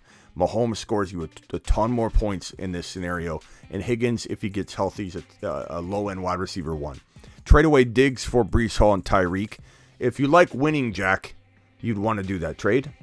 You've just been Smitty approved. King 25 code 428. Dispatch Vito Popo. Popo's been dispatched. King 25 out. Got him.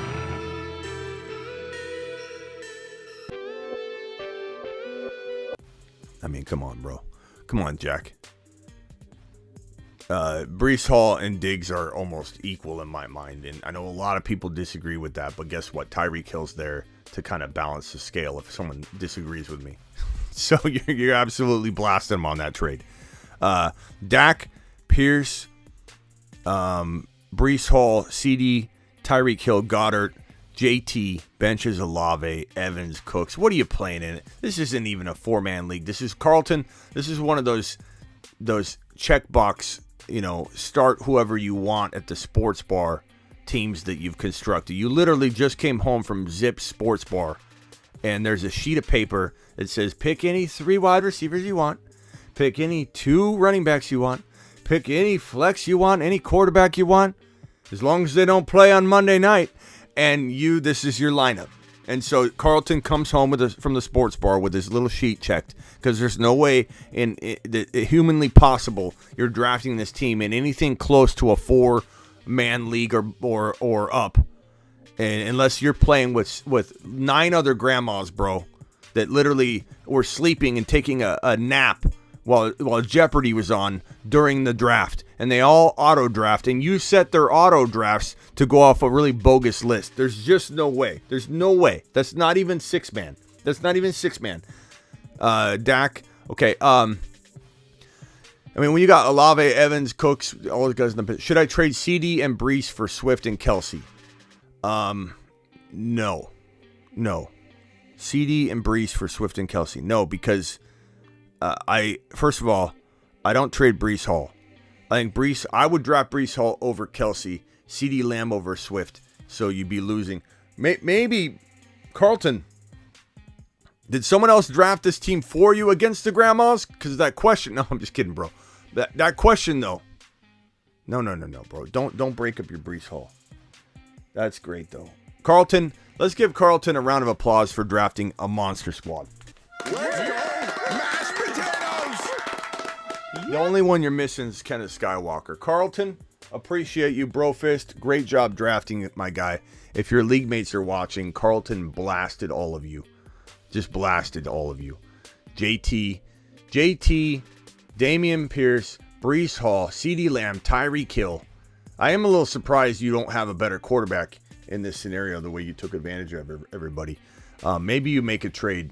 Maybe you trade some of that bench talent for a quarterback, bro. That's what I would focus on. Get your mind right. Go get Justin Herbert on the cheap, my guy, using that bench talent. Nice job. Nice team. Where's he at? Is he still in here? Where's Carlton? 2-4. 2-4. How are you 2-4 with that squad? What? Oh, because there's only two other people in the league. Yeah, I guess their teams are gonna look stacked too. That's the problem. Is we're excited about this 2 or 3 man league that Carlton's in. Carlton, how many people are in this league? Be honest. Don't try and trick me. I know. Remember that guy that called in that one time? I'm like, is this a 10-man league? And he goes, pretty much. And I said, bro, that means it's an 8-man league. He's like, yeah. His answer was pretty much. Is this a 10-man league? Pretty much. Pretty much. He tried to will it into it. He didn't want to get blasted any more than he had to. Carlton's being honest, and I appreciate that. 8-man league. It makes sense now, Carlton. It does. I think that's a good team. There probably are a couple other teams that are as powerful as yours, I would imagine, right? That's why you're 2-4. So, pretty much. Is that 10-man league? Pretty much. Oh, it's an 8. Yes, Smitty. You caught me. Hey, Carlton, piece of advice. When you're in a small league like that, overgive. Package 2 or 3 guys together for one, even if it's like a minor upgrade. Not the way you're doing it here, but the reason I would do that is because you can afford to. Your benches are deep. The waiver wire pool has like probably has a B-Rob sitting on waivers right now. You can fill those holes that you trade away with the waiver wire talent you can scoop up. So, then it ends up being like B-Rob involved in the trade too, essentially, because you're getting him off waivers so you could include him in the trade evaluation. You know what I mean? So, is that 10-man league? Pretty much. Pretty much. Yeah. Okay. We're talking about an 8-man league, aren't we? Dude's like, yes. He crumbled right away. He folded like a chair. Full PPR, Josh Allen, Diggs, Chase, ETN, Hall, Schultz, Juju, Pickens, A-Rob, with some stashes. Any moves to make here? I mean, Josh Allen, Diggs, Stack, Jamar Chase, ETN, Hall. Like, here's the thing. We look at a team like this and we want to joke around a little bit too. Like, oh, what are you playing in a 10-man league? But no, the truth is ETN and Hall, like, you may have even lost Javonte is the whiff I'm getting here. Like, that. This is what I think may have happened. But this team is stacked, but then it was either that or it's very thin because you took a risk on ETN and Hall, and now it's paying off, and now your team looks better than it should because you were using that noggin, bro. You were using that brain upstairs that's going to get you into Stanford, young man. Ryan's going to Stanford. Let's go! Mashed potatoes! I can tell Ryan accepted the application for Stanford got accepted this week based on what this man's doing right here. Very, very, very easy. We got a bot in here. We'll get rid of him. Ryan, congrats on the Stanford acceptance, bro. Moves to make. Not really, because I'm not moving Diggs. I'm not moving Allen. I'm not moving Chase. Hall and Etienne haven't yet begun to gain their value, so there's nothing to do. Ryan, sit back, let it happen, bro. And good luck in college, bro. Appreciate you. Mashed potatoes! Guy's going into engineering. You can tell just the way he constructed that team is what I'm talking about. To the moon, Ryan. To the moon. 4-2, 12 PPR, Burrow, Kamara, Walker, Chase, Nico Collins, 2 flex, Aaron Jones, and Etienne, Najee, and A-Rob for tight end Pitts or Njoku. Let's see here. What's up, Double A? Smitty trade Mooney for Keenan Allen. Probably, and then just sit on him. B-Rob or Pollard, give me B-Rob. Start 1 B-Rob or Kenyon Drake or Foreman, give me B-Rob. $250 league, I was 5-1. Congrats. Start Mac Hollins or Tyreek. Come on, bro. Jerry, why are you asking that question? Mac Jones or Tyreek? Whoa. What did Tyreek do to you? What did Tyreek Hill do to you to offend you so? Barkley is excellent, says JK. Smitty Kirk, Ayuk flex, give me Kirk. But anything can happen for this 1 week, bro, before CMC comes in and starts taking over the workload. PPR, Burrow, Kamara, Walker, Chase, Nico. 2 flex, Aaron Jones and Etienne, Najee, A-Rob.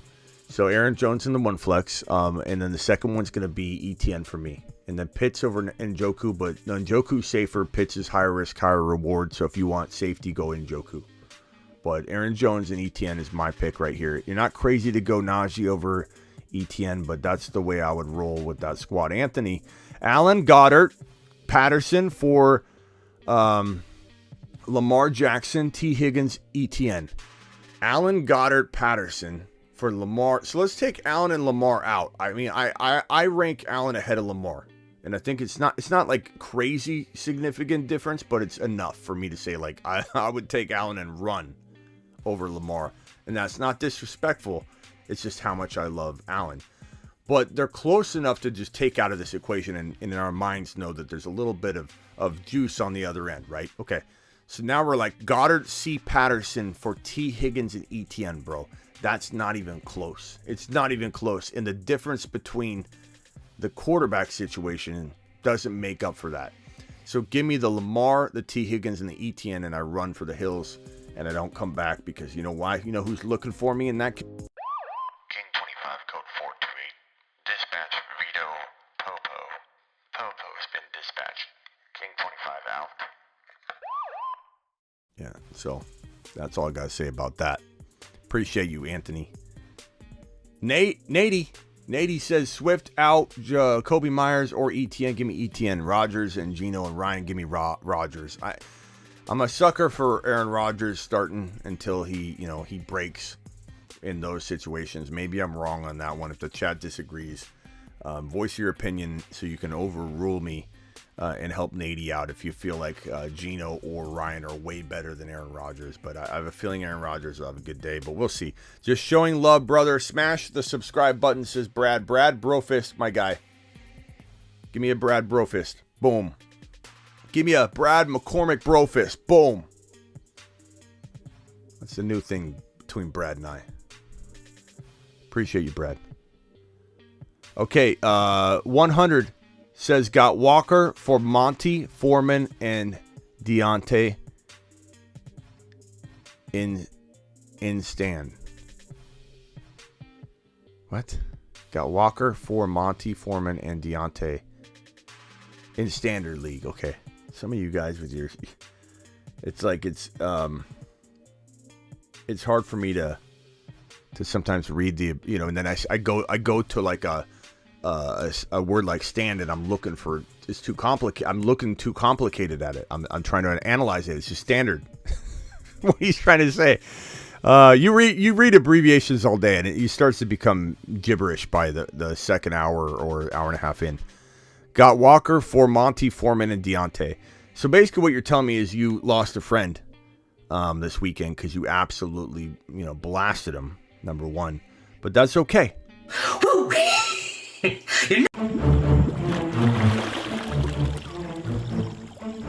are offer sex. Your trade offer sex.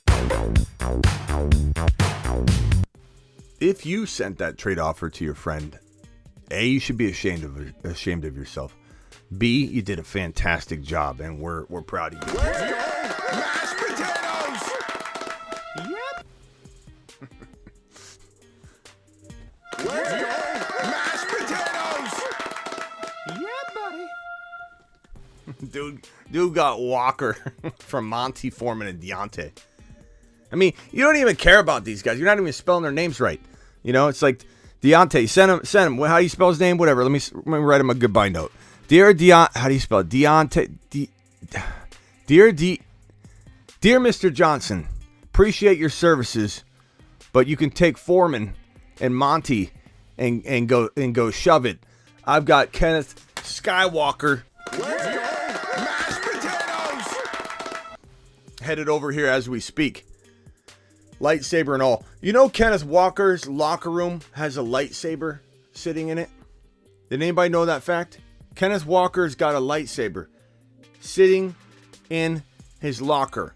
And it's always on, just like this one right here. A pile of dog for Walker. I mean, really, bro. Really. Got him. The moon men dropping loads in outer space. Look at this list. Look at these space monsters. Space Monsters. And you know who's on that? Yeah, that's right. Walker, bottom left corner. Walker, Kenny Sky Walker. Kenny Sky Spacewalker.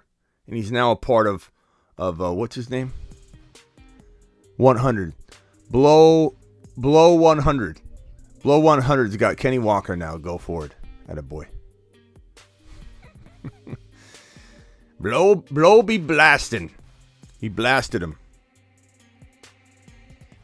Swift owner, star ETNer Jamal Williams. That's a tough one. That's the first time I'm like wavering a little bit on ETN versus somebody so far tonight, because Jamal has that capability.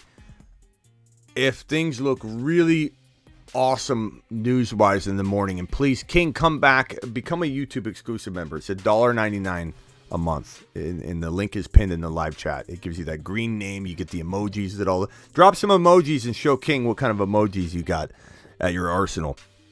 But you can ask me this question in the morning too, and I'll answer. But I would say ETN's the guy I want to roll with. But if news looks great for Jamal, we might have to redirect that. This one's from Matt. Smitty, I just traded for Brees and Debo for D-Hop, Stevenson, and B-Rob. That's fantastic. I'm not saying I don't move. I'm not saying I don't move Debo, but you're not going to. I could talk to you till you're blue in the face about moving Debo for Diggs, and you'd be like, no, I'm not doing it. So, I'm not going to even try. But fantastic job on this trade. You blasted him. Congrats, man. That's a great. You got him big time. I don't know if you're just making that up. That looks like a fabricated trade, bro. Got him. Good thing I trust you. But that looked ridiculous. Ron Navy says you missed second part of the super chat. He asked Muth or Pitts. I don't know what one you're talking about, but let me try and find it. I think it's that boys, right? Okay. Look at me with my search ability. Also, Muth or Pitts, thanks, Smitty. Give me Kyle Pitts. Leave it to Ron Navy to literally be sitting there hovering over the chat, watching me like a hawk, because he took over in the live chat when my premiere dropped, and I said, Ron Navy, this is your show until I come back. Now he's just like monitoring me like a quality assurance analyst. And he's sitting there, and he's only worried about Pittsburgh Steelers questions. He's like sitting there like this, almost half asleep in the lazy boy, watching. And then he sees me pass up on a Freiermuth question. He's like, he's like, Ron, he's just, Smitty, he asked about Freiermuth. Don't disrespect the Steelers, Smitty. Don't disrespect the Steelers, Smitty. And then I say, Pitts. I don't know what I'm going to be dealing with in a second. I don't know. He might call in a minute. He's going to lose it. Smitty, how are you going to like a guy like Kyle Pitts over Freiermuth? I think Ron's coming in soon. Ron's going to come in hot when we open up the phone lines. I can feel it. I can feel it. Maybe he's asleep. He might have fell asleep. I don't see him commenting yet. We'll see. Maybe he fell asleep. Falling asleep on the job, Ron. He's coming in. He's waiting. He's a quality assurance boss chief is what he is. I think that might be his new title. Quality assurance boss chief. With Swift out, am I starting Jamal or ETN? See what I'm talking about? I called this from the beginning of the show. We're going to get so many ETN Swift questions constantly. Why? Because all my people drafted ETN. Yeah, I don't see Ron. I think he passed out. All right, I want everybody to drop Ron emojis with the sleeping snooze, Z's emojis. Oh, there he is. He's here. Never mind.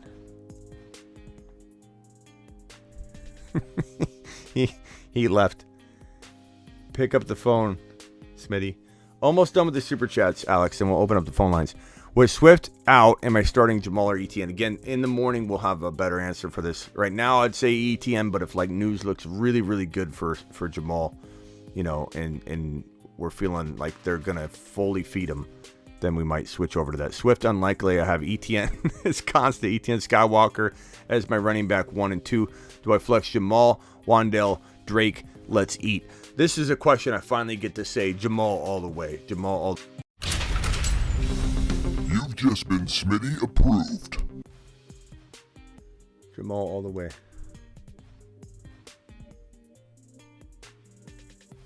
This is like the Ron Navy, when I thought he was asleep right now. This is like when you fall asleep in your chair and your boss comes in and you're like...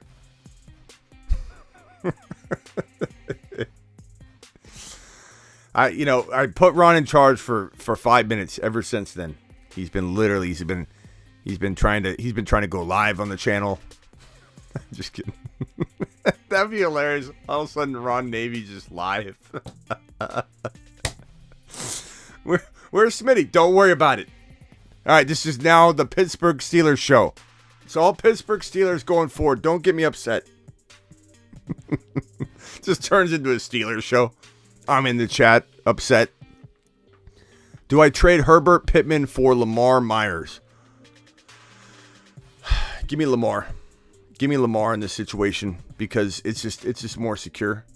I like the move. I like the move. $10 hauler from Andy. If I missed any $10 moonshot shout outs, please let me know and I'll give it to you if I missed it.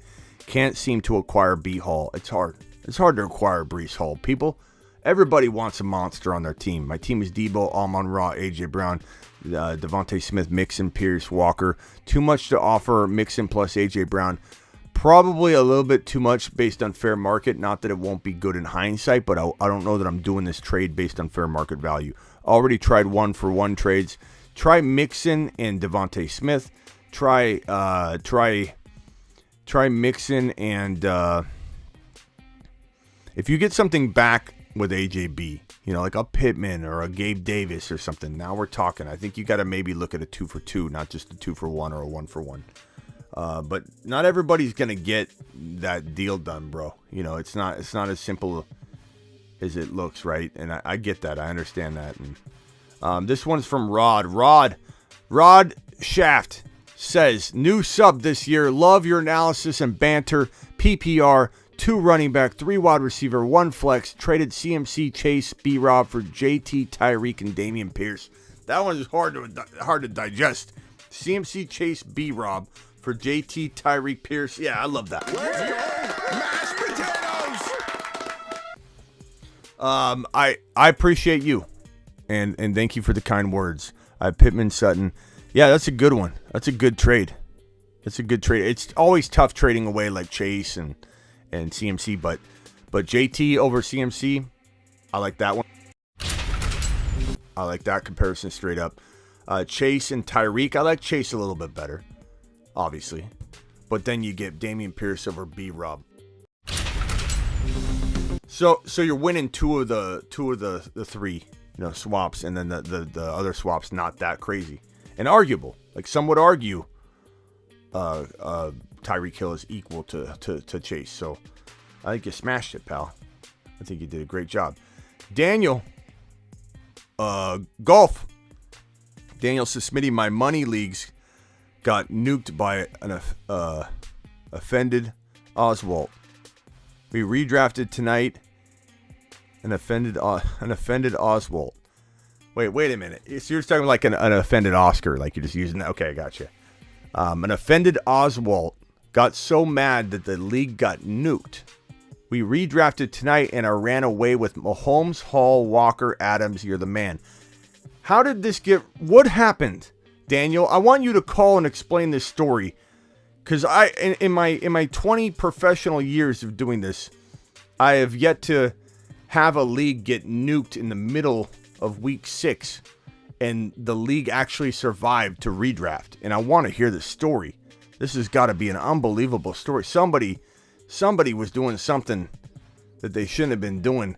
Maybe one of the guys was over at one of the other guys' house, if you know what I mean, talking to the missus or something, and they had to kick the guy out, redo the whole thing. Like something crazy went on in that situation. This can't be some kind of small-time mishap. This has got a story to it. I can smell it. Pick 3 in a PPR. Keenan Allen, Kenneth Walker, Zeke, Sutton, and Jamal. Keenan's probably not a good option at all because he's not. I would go Kenneth Walker, Zeke, and Jamal. And that's a pretty easy call. And, of course, check on Jamal in the morning. Make sure everything is A-OK. Speaking of A-OK, how about double A? Double A says Mahomes, Brees, Dalvin, B-Rob, and J-Rob. Rashad, Algier, Higgins, Sutton, Tyreek, Gabe, and Pickens, and Njoku. 6-0, but want to get better. Ideas? Hey, Double A, if you know that topic that you and I have been talking about lately, I don't know if you feel comfortable discussing that, but I'd love for you to call in tonight, and I want to ask you questions if you're able to have that discussion about Kamara. So if you're cool with having an open discussion and me probing you for questions, call me up. If not, no problem. I wanted to have a discussion with Double A. Double A's my guy. Okay, so Mahomes, Brees, Dalvin, B-Rob, J-Rob. Brees and Dalvin, Mahomes. I'm getting rid of Dalvin if I can, using J-Rob, using B-Rob, trying to throw any of the Robs with Dalvin to upgrade him and get out of that Dalvin Cook situation. Higgins, Sutton, Tyreek. You got good wide receivers. Gabe Davis, love it. That's the only move I'm trying to make, man. You're 6-0 for a reason. Don't blow it up. But J-Rob and B-Rob with Dalvin to get into a JT would smash. Get into an Eckler, obviously, but you're probably not going to get that. But try to get into a JT. Try to get into... There are not that many running backs right there that it's probably 4 or 5 guys that I would do that for. I don't know that I'd give all of those up, but I'd definitely give up, one of them to go for like a Chubb. I'd maybe give up both of them, all 3 of those guys for Chubb. Joe, Walker, Brees, Waddle, St. Brown, Lamb, Chubb, sit one. Why, Joe? Why you not making trades? Joe, in your 4-man league, Joe, you're not sitting Chubb, you're not sitting Brees, you're not sitting St. Brown, you're not sitting Chubb. You're sitting Lamb or Waddle. I'm not sitting Walker. Lamb or Waddle. Who you sitting? Who you sitting, chat? What's the chat going to do? Does the chat think we should sit Waddle, Walker, or Lamb? I'm not sitting Walker. I refuse. Okay, Double A, good. I want to have this discussion if you're able to have it and feel comfortable having it. But I want to make sure we discuss this topic. I think if we can, it'd be great. Walker, Brees, Waddle. Who we sitting? Mr. Smitty wondering if I need to make a trade. Jamar Chase, my squad is Burrow, Amon-Ra. No, your team's pretty good, bro. Hall, Walker, Eckler, ETN, Amon-Ra, Gabe Davis, Joe Burrow, AJ Brown. Stop flexing, Damian. Do you need to make a trade? You don't need to make a trade. Sit Lamb, sit Waddle. Probably Lamb or Waddle. Lamb, Waddle. Lamb, Waddle. God, that's... Daniel says Waddle ? I mean, what are we going to do here? Sit Waddle because he's questionable anyway. Yeah, it's probably the best advice. Potato's got it. Potato's got it on lock. I mean, I'd sit Waddle or Lamb. I'm not sitting anybody else though. Zach, 14-team PPR QB Burrow. Running backs are Pierce, Walker. Wide receivers Jefferson, Chase, Flex, AJ Brown. Tight end Njoku. I have a weak bench because I traded it for better lineup thoughts. 14-teamer, bro. Pearson, Walker, good running backs. Burrow, quarterbacks, great. Jefferson, Chase. AJ Brown. I don't know how you have that team in a 14. You just said you traded, but like still, that's crazy. I don't move anybody. I just let that team do what it's supposed to do, which is win. Which is win on Sundays, bro. Congratulations. Nice team. Smitty approved. You've just been Smitty approved. Absolutely phenomenal. Eric says, thoughts on my team. Josh Allen, JT, Chubb, Aaron Jones, Diggs, Evans, MT, Devontae, Cooks, Hawkinson, Jamal, J-Rob, Dak, Rondell. I like it, bro. I guess the only thing I'm looking to do, not moving JT, not moving Chubb, not moving Allen. I love Aaron Jones. You wouldn't get enough for him anyway. Diggs is fantastic. Evans, I would try and maybe you upgrade Evans into Jamar Chase or a Cooper Kupp and you just use whatever you can here, whether you can even move anything. I guess like MT, no. Aaron Jones, no. I let it ride, bro. Some teams you just don't want to mess with. What are you gonna do? You can't even upgrade Evans. I'm looking at it. I'm like, could you trade Cook? No one's going to give you anything for Cooks. No one's giving. Maybe Hawkinson. Maybe you go rogue at tight end. Maybe Taysom Hill got dropped recklessly in your league, and you could trade Hawkinson and Evans for a nice little bump at wide receiver. That's the only thing you can do. That's the only thing you should do. Peter becoming an exclusive YouTube member. Let's go, mashed potatoes! Peter, appreciate you, Peter. Peter popping into the YouTube exclusive group. London or Pickens, PPR, and offer Kenneth Walker for Adams. London.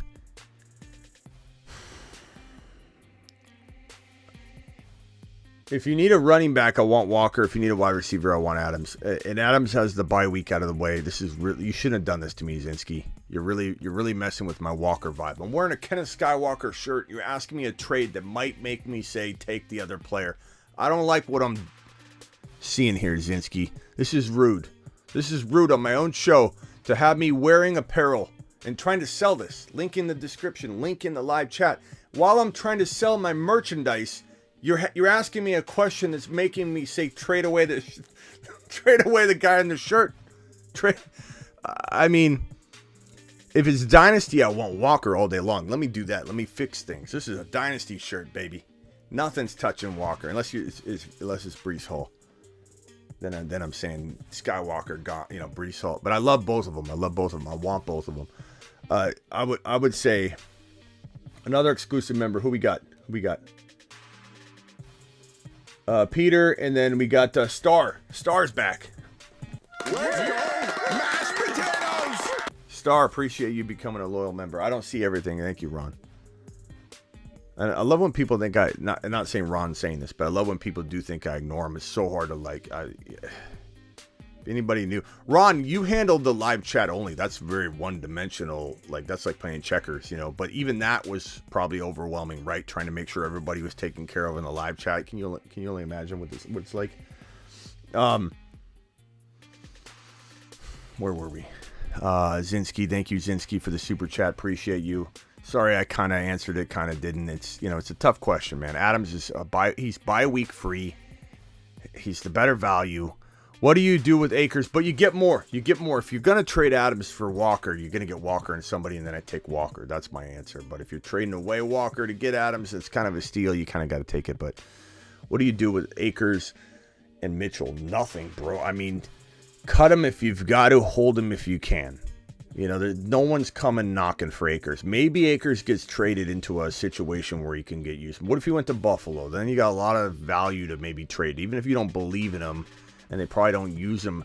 Like, everyone will get excited about it. And so you hold both of them. They're both trade potential pieces. You know what I'm saying? So, PPR, Aaron Jones, Ramondre, Mixon, Waddle, Ayuk, Mike Williams. Please pick 2 wide receivers, two running backs, 1 flex.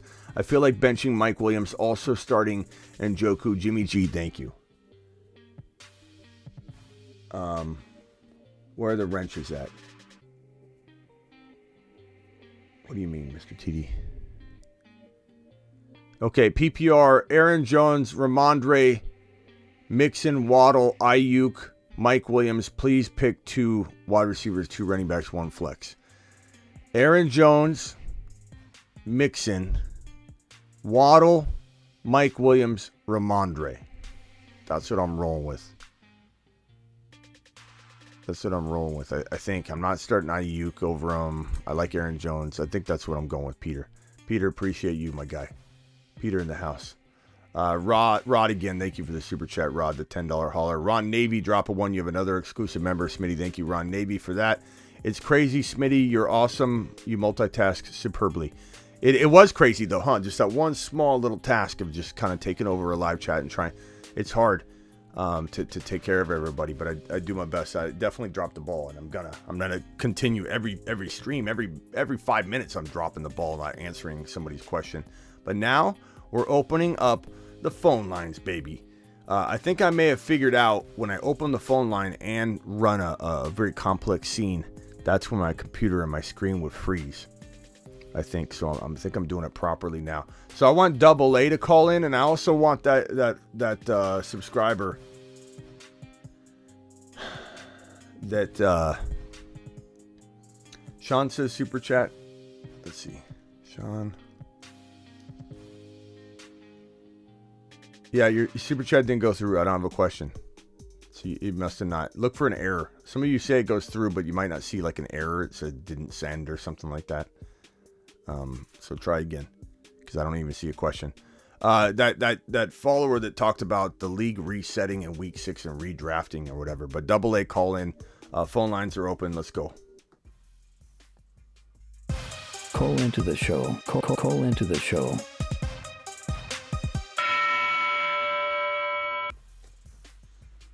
Dial in to thy show. Specifically Double A. I want Double A to call in. I got to hear the story about this league getting nuked. I can't wait to hear it.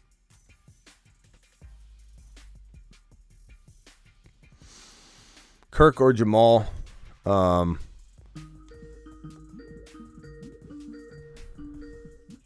What's up, Alex Cruz? This is the very first YouTube exclusive member. By the way, we have hundreds of YouTube exclusive members. It's amazing. I can't thank you all enough. This guy's number 1. This is patient number 1. Alex, what can we do for you? Hey man, just want your opinion on this team. I made a couple of trades, and I'll give it to you right now. Is that okay? Yeah, hit me with it. Okay, so I got Mahomes. Okay. Diggs. Higgins. Godwin. And then that's about it at wide receiver. And then running back, Swift, Taylor, Etienne, Dylan, and Clyde. Okay. And then that's about it. And then, yeah. Tight end? Is just kind of bench. Tight end? Oh, I'm sorry, Everett. Okay. So I traded DeAndre Hopkins for Etienne and Godwin. Yeah, I like that. And I traded. You told me not to do it, but I traded Walker and DK for JT. Walker and DK for JT. I don't mind that. I mean, but I felt like it was. I mean, I have enough depth to where, you know. Yeah, no. With your depth, it makes sense. I love Walker, but I mean, in DK, but look, with your situation here, I'm fine with it. I actually like that. In retrospect, I like that. Yeah. And then also, I just made a. Go ahead. No, you made another trade? No, not this team. It was something. It was actually a trade that I made tonight in the the one that got the draft got a little messed up, got a little wonky. Mm-hmm. I just traded Murray and CMC for Herbert and Chase. What do you think about that? Yeah, I like Herbert and Chase more. Yeah, I I traded with? Who? I traded the voicemail king. What's his name? Oh yeah, Williams. Yeah, that's awesome. It's good to hear you guys doing some trades. Kevin Williams. Yeah. Kevin. Hey, you like that? Yeah. So the thing that's great about your team here is that even though you've got Swift and he's been a total disappointment, your team's what's your record? 4 wins. No, I'm actually 3-3. Okay, still survivable. You're still like in the last playoff spot probably. So the thing that's great about this team is that while Swift's out, you've got JT, ETN. I think Dylan's going to step up a little bit this week if you had to use him. If you're running 2 running backs, you're fine.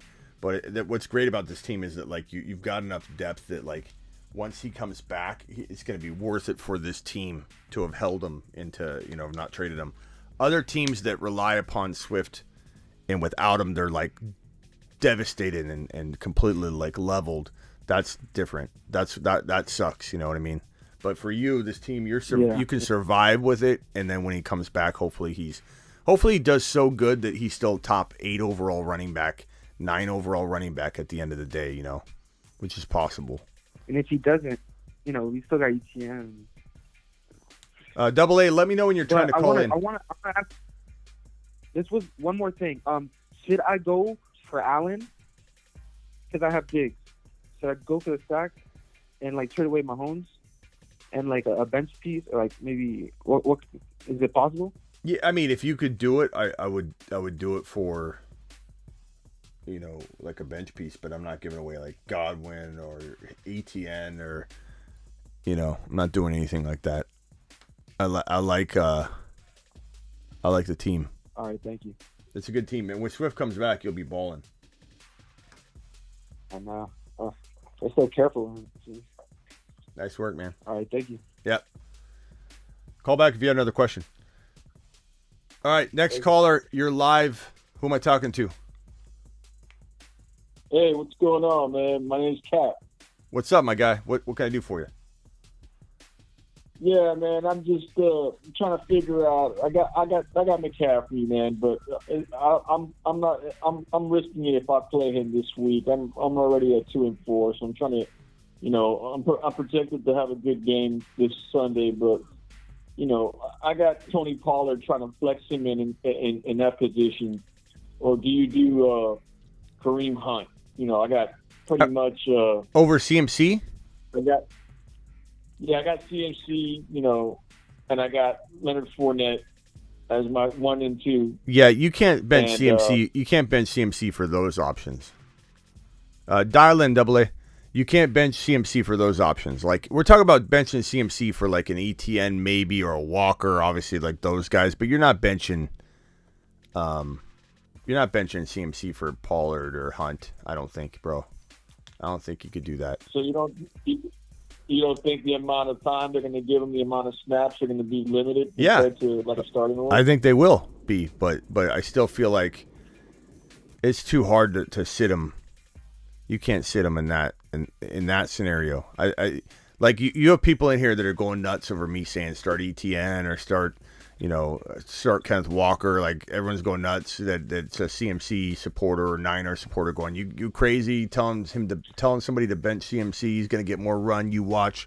Like he'll probably be limited, but I think he probably gets more run than people think at the same time. Like it's not going to be eight touches or 5 touches. It'll be like significant amount of touches. It'll be over 10 touches. It'll be enough that if he's near the goal line and they give him a rushing touchdown, you're gonna probably wish you had him in there.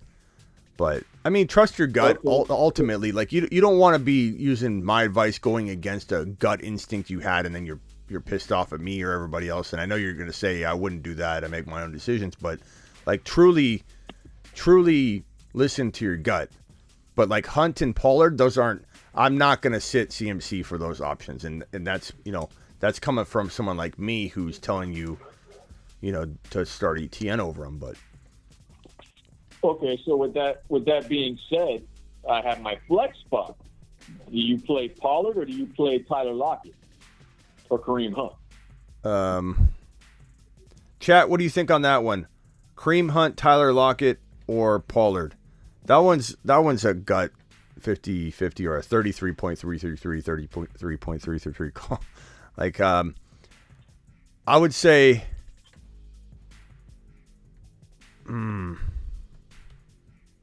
let's see what the chat says. I would say Part of me wants to say Pollard, but we got 2 Pollard votes. I got Michael Carter. I've got Garrett Wilson. I got Michael Carter. Yeah. And I've got Hunt. We got a lot of Pollard votes, man. A lot of Pollard votes. Pollard. All Pollard. I'd go Pollard. They answered your question there. All right, my man. Okay, call back if you have another question. Thanks a lot, man. Yep. Let's go with Ben real quick. And then, Ben, you got to be quick because I'm going to go to AA in a second. So hit me with your question real quick.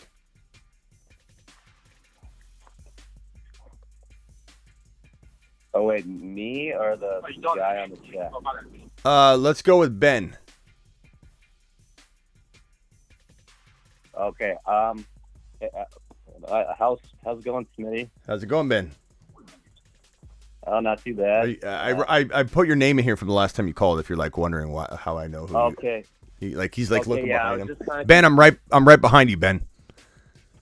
Okay, yeah, I was just confused because there's a guy named Ben on the chat on your screen there, so that's why I got confused. But anyway, could you rank my team on marker board and just tell me what I should do, shouldn't do? Yeah, hurry up. List it off quick as you can. Okay, sure. I got Trevor Lawrence as my quarterback. And, yeah, I drafted Trey Lance. That's why Trevor Lawrence is my quarterback. And then Jonathan Taylor. Breece Hall. Mike Evans. CeeDee Lamb. Dalton Schultz. And Chris Olave. And Kenneth Walker. All right. Those are my starters. Okay. I'm 2-4 right now, but I like my team going forward. I like it. Not much to do, man. I mean, you gotta let Evans. I'm sorry. Yeah, well, you gotta let JT regain his value. You gotta let Hall gain all of his value. Lamb is tradable, but it just depends on what you can get. I mean, there's nothing here that I'm trading. I'm not worried about anybody, so I think you let these guys gain value, and then you might have some options that you might look at or entertain later. But there's nothing to move here. Olave's fire. Yeah, I'm not trading anybody. You're only like, if you were to try and trade Evans, let's say you had some worry about him or some worry about Lamb. I'm not touching Hall and JT, and the fact is I like Olave. I don't even want to move him. I'm not moving Walker. So it's like there's nothing you can add to upgrade those guys anyway. So I'm standing pat, man. There's nothing to do. Just work the waiver wire. Yeah. Hit the waiver wire hard. Maybe keep an eye on Malik Willis. I know I keep saying that and people think I'm crazy, but keep an eye on him, because if he gets into the lineup, he's kind of a little cheat code potentially. Maybe not, but it's someone to look at for people in your shoes where you don't have you were going to the waiver wire to get your quarterback. Yeah. Actually, I was going to ask you that. What do you think the likeliness of Malik Willis getting that starting role is? I feel like you just asked me the same thing I just said back to you. That's strange. It's like, oh, Malik Willis, good topic. I think the likelihood is high that eventually he gets in there, but I don't know when. So I would say, like, pick him up and and hold them if you can. But if your lineup's short, I got to get to the next caller. But grab them and hold them if you can. If you can't, then just monitor them and grab them before anybody else. Yeah. Okay. All right, Ben. Call back if you have All right. another question when I got Double A story off the books, and then we'll talk about it. All right. Yeah. Yeah. Absolutely. Yeah. All right, absolutely. later. Thank you, Smitty. Hey, Double A, we got one. I merged like 10 calls at a row because I thought you were one of those calls. I wasn't sure if you were calling in. So let me just help this guy real quick. You got 30 seconds, my guy, and then I got to help Double A. So what can I help you with? No, this is Daniel. This is the one with the blew up league. If you want me to call back, I will, or we can. Oh, I got both of you. I got both of you here for these stories. Okay. Double A, do you mind sitting here and listening to his story, or you got to go? No, you got me for at least 2 more hours. Okay, let's hear your story. Who is this again? With the blow up league? What's your name? Yeah, this is Woolsey Golf. What's your name? Daniel. Daniel is my first name. Daniel, tell us what happened. Why did your league blow up? Did somebody step out? All right. So watch your language, by the way. Hold on, Daniel. Watch your language, by the way. Don't say anything crazy. Like, use code words if you got to. Okay, go ahead. Oh, okay. You must know I'm that type of guy. So we created this dual commission league and did it on. It's like a good modified league, 2 tight ends, no super flex, really deep league. You know, had a bunch of modified total rules. You can do trade exceptions. Like, we had the whole books down. We were gonna create like a league where we do like a full NFL team with offense, defense. Anyway, so we've got family in the league, and every time someone wants to trade, he whines because we have an open veto committee, where basically our values are so skewed that we don't want anybody to get, like, what's the word I want to use? We don't want them to get, like, messed over by a bad trade. So everybody's getting vetoed. He's got family in the league, and we kind of don't see eye to eye lately, so they were always digging at me. He was super toxic. Then he makes a trade he has Kelsey and, like, Damian Williams and just a bunch of backup guys that weren't even that great.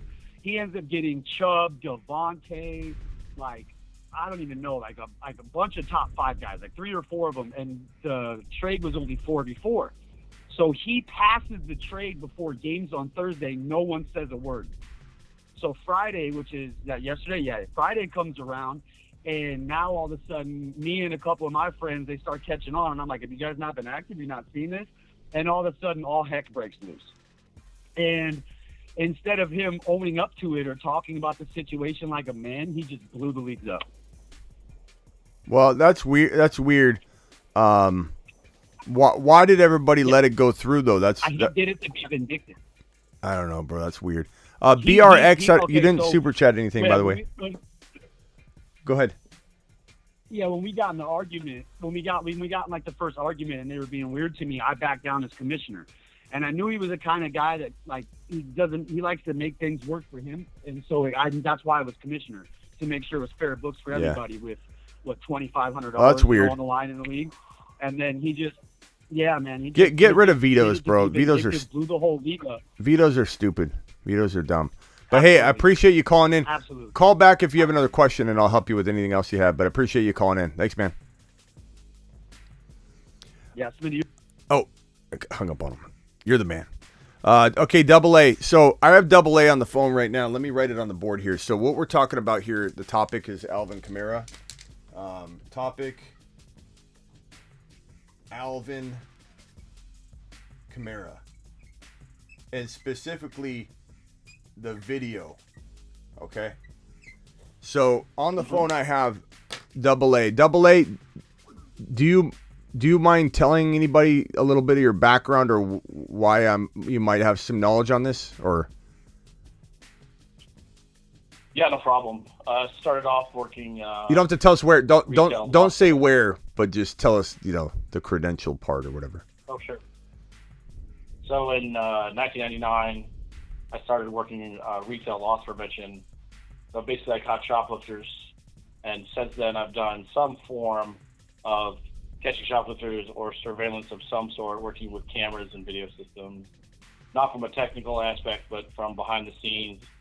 Watching, seeing things happen, and then recording them or or keeping them for fiercer, to be viewed in the future by other people. So I've been doing that. So what are we talking about? 20-something years off and on. Yeah. So a lot of surveillance and camera work and different things like that. So my question would be this to you. Because a lot of people say things to me like, Smitty, the Alpha Kamara video would have been released already. Why do you think, that video is not available? No one can get their hands on it. And what I wanted to ask you about is how loosely guarded is something like that at the early stages of something like the Kamara situation? And how accessible is that video to a large number of people for a large period of time?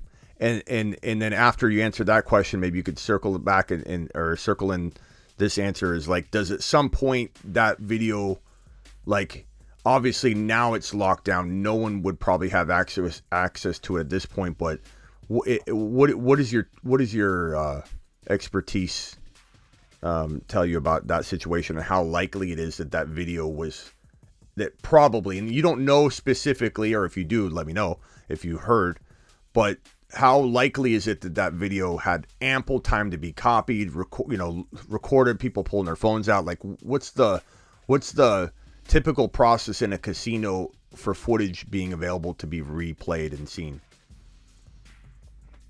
That's what's weird, is the only thing I could figure out was that the surveillance team, like the everyday people, weren't notified of it, and maybe the law enforcement came straight to, let's say, the director or someone higher up. But the problem is that as soon as the data was made public and everybody found out where it was at and when it happened, anyone would have had access to it. So you're talking about anyone inside of the surveillance room, and depending on state to state, maybe some of the security people could have watched it, but that would have been maybe the supervisors or the executives. So you're still talking about a relatively small team of players that would have access to it. But my department, although they're not all sports fans, I was kind of telling them about it, and we are all shocked because we heard what was watched on the video, and I was expecting within maybe a week, it would just kind of make its way through. We've seen other things that never really made the news that involved bigger people. But you look back at like the Ray Rice case where that video came out pretty quickly, and it was horrible. This one is really particularly interesting to me because it just kind of got quiet, and nobody seems to know anything, and everybody knows where it happened. Everybody knows what time it happened. Even if you had, let's say, a 4-hour range, and you thought to yourself, it happened here, you could take 16 cameras at once and review it for 4 hours, and within 10 minutes you could figure out exactly what happened. And to think that nobody recorded it and nobody is like sitting back waiting to make their $2,000, $5,000, $10,000, it just baffles me. I don't know exactly how that casino works, but there has to be enough people that would be available. I mean, that even if you got threatened to lose your job, that it would still be worth it to sell it. But it's very, very interesting. I really, that's where I don't have any answers, and I just know it kind of got real quiet about, hey, we kind of wanted to see that, and it was like suddenly nobody knew where it was. And you said you've talked to somebody that had seen the actual footage, right? Yeah, they got it sent to them. So, they said basically they just stomped a guy out, and so it involved 2 other NFL players, if I remember correctly. One from Kansas City, and I don't remember where the third one was at. So at that point, everyone knew who was involved. So I don't know. It's really, really weird. And the person you said that has seen it, they got sent the footage, so therefore the footage is actually like attainable, right? It's out there then if someone sent it to them. But I would give the person that had this is tight enough that didn't let any of the rest of us see it. He's several levels up higher than I am, so I'm not sure. He used to go and travel around the country just because of his position. So I'm not saying it necessarily got. Yeah. He saw it straight from one computer to the other, but He sounds like a responsible man then. but what's he definitely walked in and he knew I was a big sports fan, and he asked me who it was, and I told him, and his eyes got really big when he was telling me about it. Did you see it? Did you see the footage? No, which what made me think that when he saw it, it wasn't even like maybe he saw it on somebody else's computer or saw it like, hey, I'm going to show you this, but I'm not going to actually, don't save it, don't send it on. Yeah. Okay. So from what you heard, and if you don't feel comfortable sharing any of this, please stop at any moment. I'm certainly not wanting you to betray confidences or anything like that. But from what you heard, how was the video described to you? And just so we get a sense of if this thing did leak, does it sound to you like the NFL would have no choice but to be paid leave immediately? This looks so bad. Is it the video that bad from what you've heard? What I was told is that he would be looking at 5 to 10 years in jail. The video's that bad? That the guy was basically trying to get on the elevator with him, and they felt somewhat, based on Kamara's testimony or his words, was that they didn't want to get him on, but there was, at least 3 NFL-sized players, and you can imagine their strength versus one guy, and basically he was unconscious, and somebody, and possibly including Kamara, kicked him when he was unconscious. Wow. So if the video, what I was told is it came out, he would be looking at possibly 5 to 10 years, and the NFL would have no choice. It would be out of their hands because he would just be prosecuted. Yeah, but let's say though that according to what you've heard, the video is so bad, it's you were saying a jail time situation. Even if that's a stretch, let's just say that's an overreaction or something. The video is so bad in your opinion that the league would probably. Do you think that they would commission or exempt him, just paid leave? We have to wait until it plays out in court. That's the NFL stance nowadays. But PR wise, they can place someone on paid leave, and that way they're not punishing them. Because think about it, if anybody out here is watching, if you were going through something that had some legal whatever situation to it, and your boss came up to you and said, "Look, Bob, we're not saying you're guilty or anything like that, but you're going through a lot right now, and it's a distraction here, and we understand that. We're not mad at you. We're going to put you on paid leave. You go take care of it. When it's done, come back, and your job's here and everything." That's essentially, when you look at it, people say the NFL won't do anything. The NFL can do something. It's called paid leave, and it's not looked at as a punishment. It's looked at as it's a distraction. We need you to go and come back when this is resolved. And then if he comes back and he's guilty of something, then they would take action for punishment there. But the last question I have is, and you're totally guessing, but what do you think? Do you think that would be where they would head if this video got released, based on what you've heard, based on what it looks like? Do you think it's a PR nightmare? Absolutely. I thought about this from this perspective. You're talking about these cameras. I can't emphasize how crystal clear they are. There really wouldn't be. They ID'd him. The other two off of a camera that went down a hotel hallway. So the cameras that we're talking about that would be near this club, we're talking about, the digital. I can't emphasize how amazingly clear these would be, and the ones that they used to ID the other two weren't even that great. You can, having been in the business long enough, I can look at cameras side by side and basically tell, the quality, and somebody else could too, but you really can see the difference. They're probably digital cameras, because that casino and that hotel aren't very old. It's something just, and I'm not much for conspiracies or anything, but something seems really off here. That, as man as powerful as Roger Goodell, you're dealing with a high-level casino, and it's just weird. I don't know.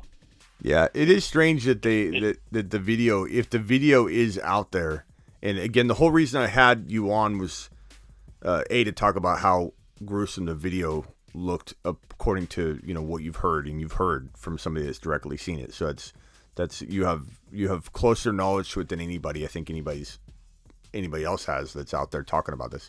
So it's awesome, and I trust you. You've been a follower of mine for a long time, and you're an amazing dude. I totally trust you on this information. That's why I brought you on. But the main reason I brought you on top of that, about how bad the footage looked from someone you had 1 degree of separation from that saw it, how loosely guarded footage is initially in the initial stages. So like, again, you've already explained it, but let me just ask you one more way. If you basically, something happens on camera in a casino, there's no process where all of it's locked down. No one has access to it until this situation gets resolved. It's literally like a police situation. A fight happens. They don't know. Like he asked you, is this a player? He doesn't watch sports. He doesn't know who that is. There's no way to say, oh, anytime there's a fight that breaks out, all this footage is locked down. There's no access to it. There's checks and balances in place to where you know immediately if someone was accessing it. I guess that's my question, is like, there was more than ample opportunity to get your hands on this footage, right? Yeah, so let's say, I'll give you an example.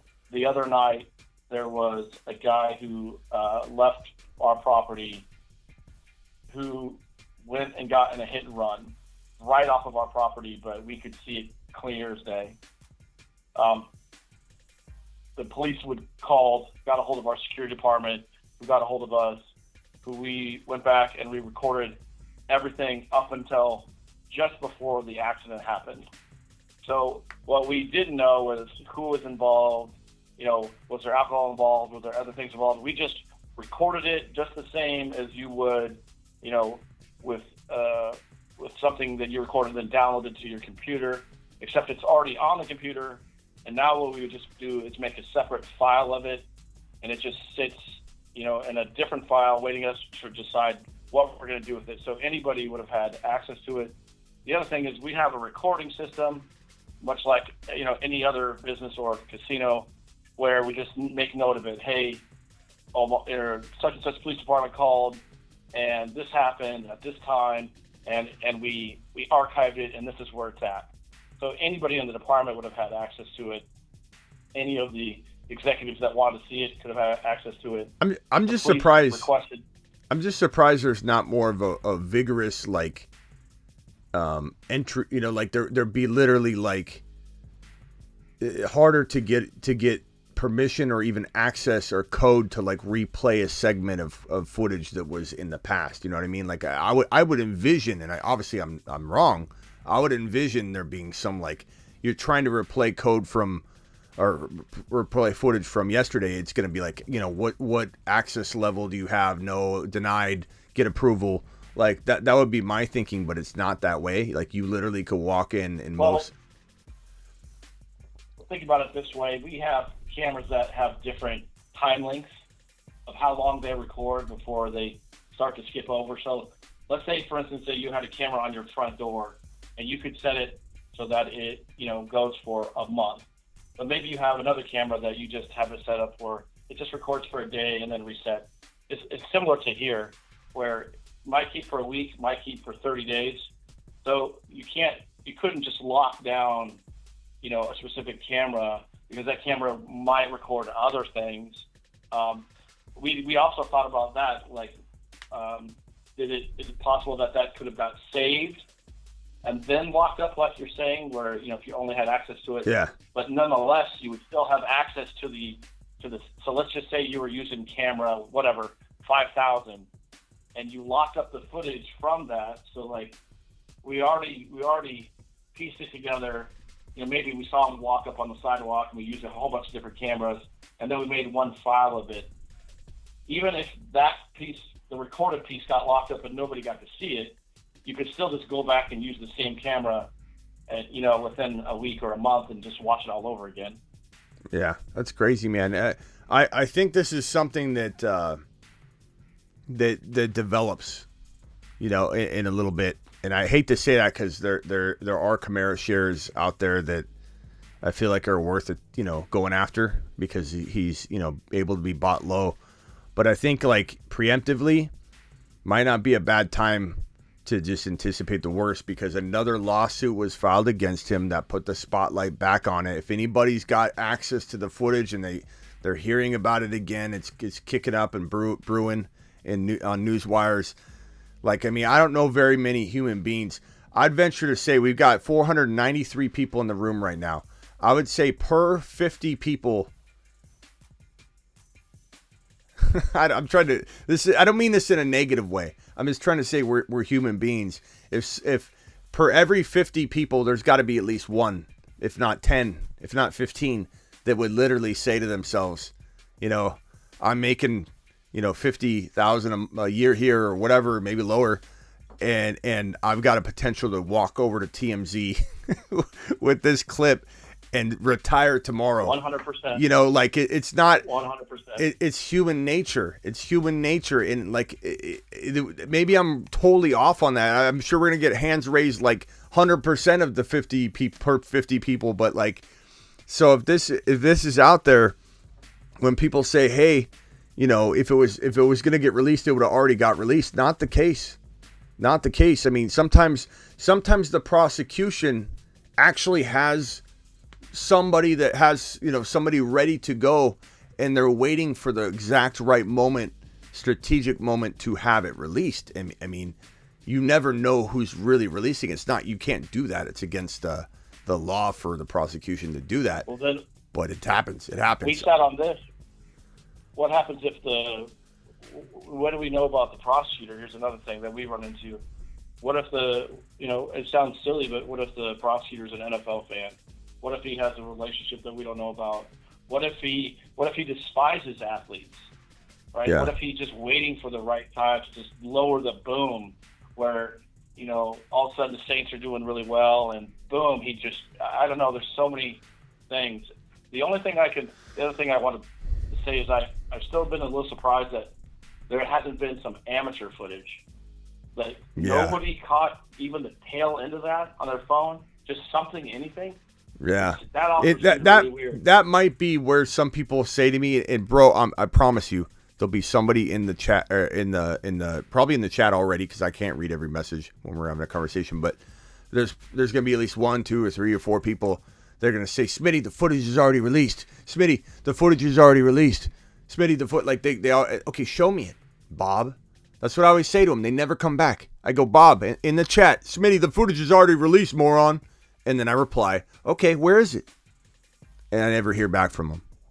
Like there have been like still frames or something used on news reports or something.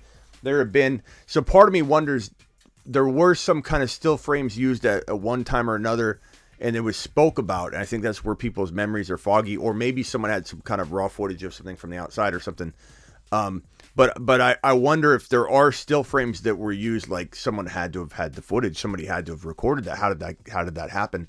But I would love to know in the chat, give a thumbs up or thumbs down, who in their current job would take that if this was their job, but you could picture yourself in your current job, would walk away from their job to walk over to TMZ and hand that footage over to them and retire today. I would love to see if there are any thumbs down. Because some people will stand on principle, and that's cool, and I respect that. But I would love to know in the chat how many drop a thumb up if you would walk away with that footage, you walk straight to TMZ and sacrifice the current job you're in, or thumb down, out of principle, and I appreciate it. But I want to, you're standing firm. I can't wait to see if there are any thumbs down. I don't know that I don't think they're going to be, bro. I don't think they're going to be. I'm selling that video right now. I'm 21 years old. Thumb up. TMZ all day. I can't wait to see the thumb down. I don't think anybody's going to thumb this down. Makes me feel old watching these 21-year-olds. Current job, yes. Future job, no. TMZ all day. I would take that money. Thumbs up. The thing is, you could always get a new job if you needed to, but problem is the thing is you wouldn't need a new job. Because here's the only problem. I do want to throw this out to you, that if anybody found out that you were the one that released it, you would lose your license. And I know people say, "Oh, that's not a big deal," but that means you would never get hired by another casino again. Yeah. And anytime you did a background check, like, I know that doesn't sound 21. I was like, wow, $5,000, $10,000. But if your casino, if your gaming badge or any of your badges licenses get revoked, I mean, that's like on a permanent record thing. That's not something that anybody else is going to take lightly. We go and try to, like, hey, we went and did a background check on you, and your license got revoked. What happened? You know. You're like Alvin Kamara video. Alvin Kamara video. Yeah, all the Saints fans are putting the thumbs down. Like, I noticed Alex Cruz, our first ever YouTube exclusive member, he's a big Saints fan. It's thumbs down. I think the only people putting thumbs down are Saints fans. Alvin Kamara owners. It's like, come on, guys. Yeah. And you're right. I mean, if your job was important to you, if you were going to make way more than that, you know, doing what you do or whatever, but yeah, I think I just retire from the casino business and just say, look, I don't need to. I got to go to the. Do they have? Can you get a license in Hawaii? Maybe. I don't know. No, that's the problem. That's the problem, though. Like, not only would you lose your license from, like, you know, you would lose your license in state, but anytime you try to apply for even a casino job or something outside of the casino, that would come back to haunt you. You aren't scaring me. So that's the only thing. You aren't scaring me. You know, I don't care if you told me I lost my driver's license. I'd still do. I could get a driver. Yeah. But anyway, take the bus. Yeah. We'll adapt. I'll buy a bus. I don't need to take the bus. I'd buy a bus. I'll buy the bus line. Adapt, no. Yeah, I need a chauffeur. Okay, so AA, thank you for coming on and talking about this. Appreciate you sharing your knowledge and crazy, man. So I guess the takeaway here is that, you know, we don't have anything concrete. You know, the takeaway here is don't do anything on a casino property. I guarantee you there are cameras everywhere. Yeah, casinos are not. I've heard stories. I feel like I'm looking. Bro, AA. One time I was in a casino. One time I was in a casino. I saw a lady drop a chip. She dropped a chip, and a dude picked it up right in front of me because I remember looking at him like, that chip's there, you know. But you know, your human nature would be like, I hope I want to give it back to her. Dude picked it up next to me, handed it to her, and about maybe a minute or two later, someone walks by and goes, "Thank you very much for that," and just like kept walking by. I was like, wow, they're watching everything, man. They're watching everything. It was crazy. You would be. I really wish I could divulge more, but I can tell you that our property goes kind of like a half mile in every direction, and with, you know, we have multiple monitors that can show you up to 16 pictures, and so you can imagine, like, you just really get to the point where I can see everything out of the corner of my eye and then some, and like, I always joke around with my coworkers because maybe I don't get time to watch one of your shows. I'll watch one of your shows. I'll listen to it, and then out of the corner of my eye, I'm still seeing, you know, that lady dropped that chip, that lady dropped that $100 bill, this thing getting stolen over here, this guy left his phone behind. So I tell them all the time, we see everything, but nobody believes us until you see something like that. That's crazy, man. I'd love to. That actually would be a fun career. Like, if I could go back to a young man. And it would be fun to be on a casino camera floor, and that TV show, what was it, Vegas? That was a cool show, and that made it look like a real fun job. Oh, was that casino? Way back when? It was a show called Vegas, and it had James Caan in it, and it was about all that stuff, and it was cool. But AA, appreciate you, man, and yeah. That's good insight. I would say from what you told us today, I would say maybe look at shopping Kamara. I'm not saying that we know anything, but like the fact that this footage is that bad, and Ray Rice's video got released, Kareem Hunt's video got released, the prosecution, it's in their benefit for this video to get released. Now we're already set. We're going into week 7, so we're inching closer and closer to the point where it won't affect 2022.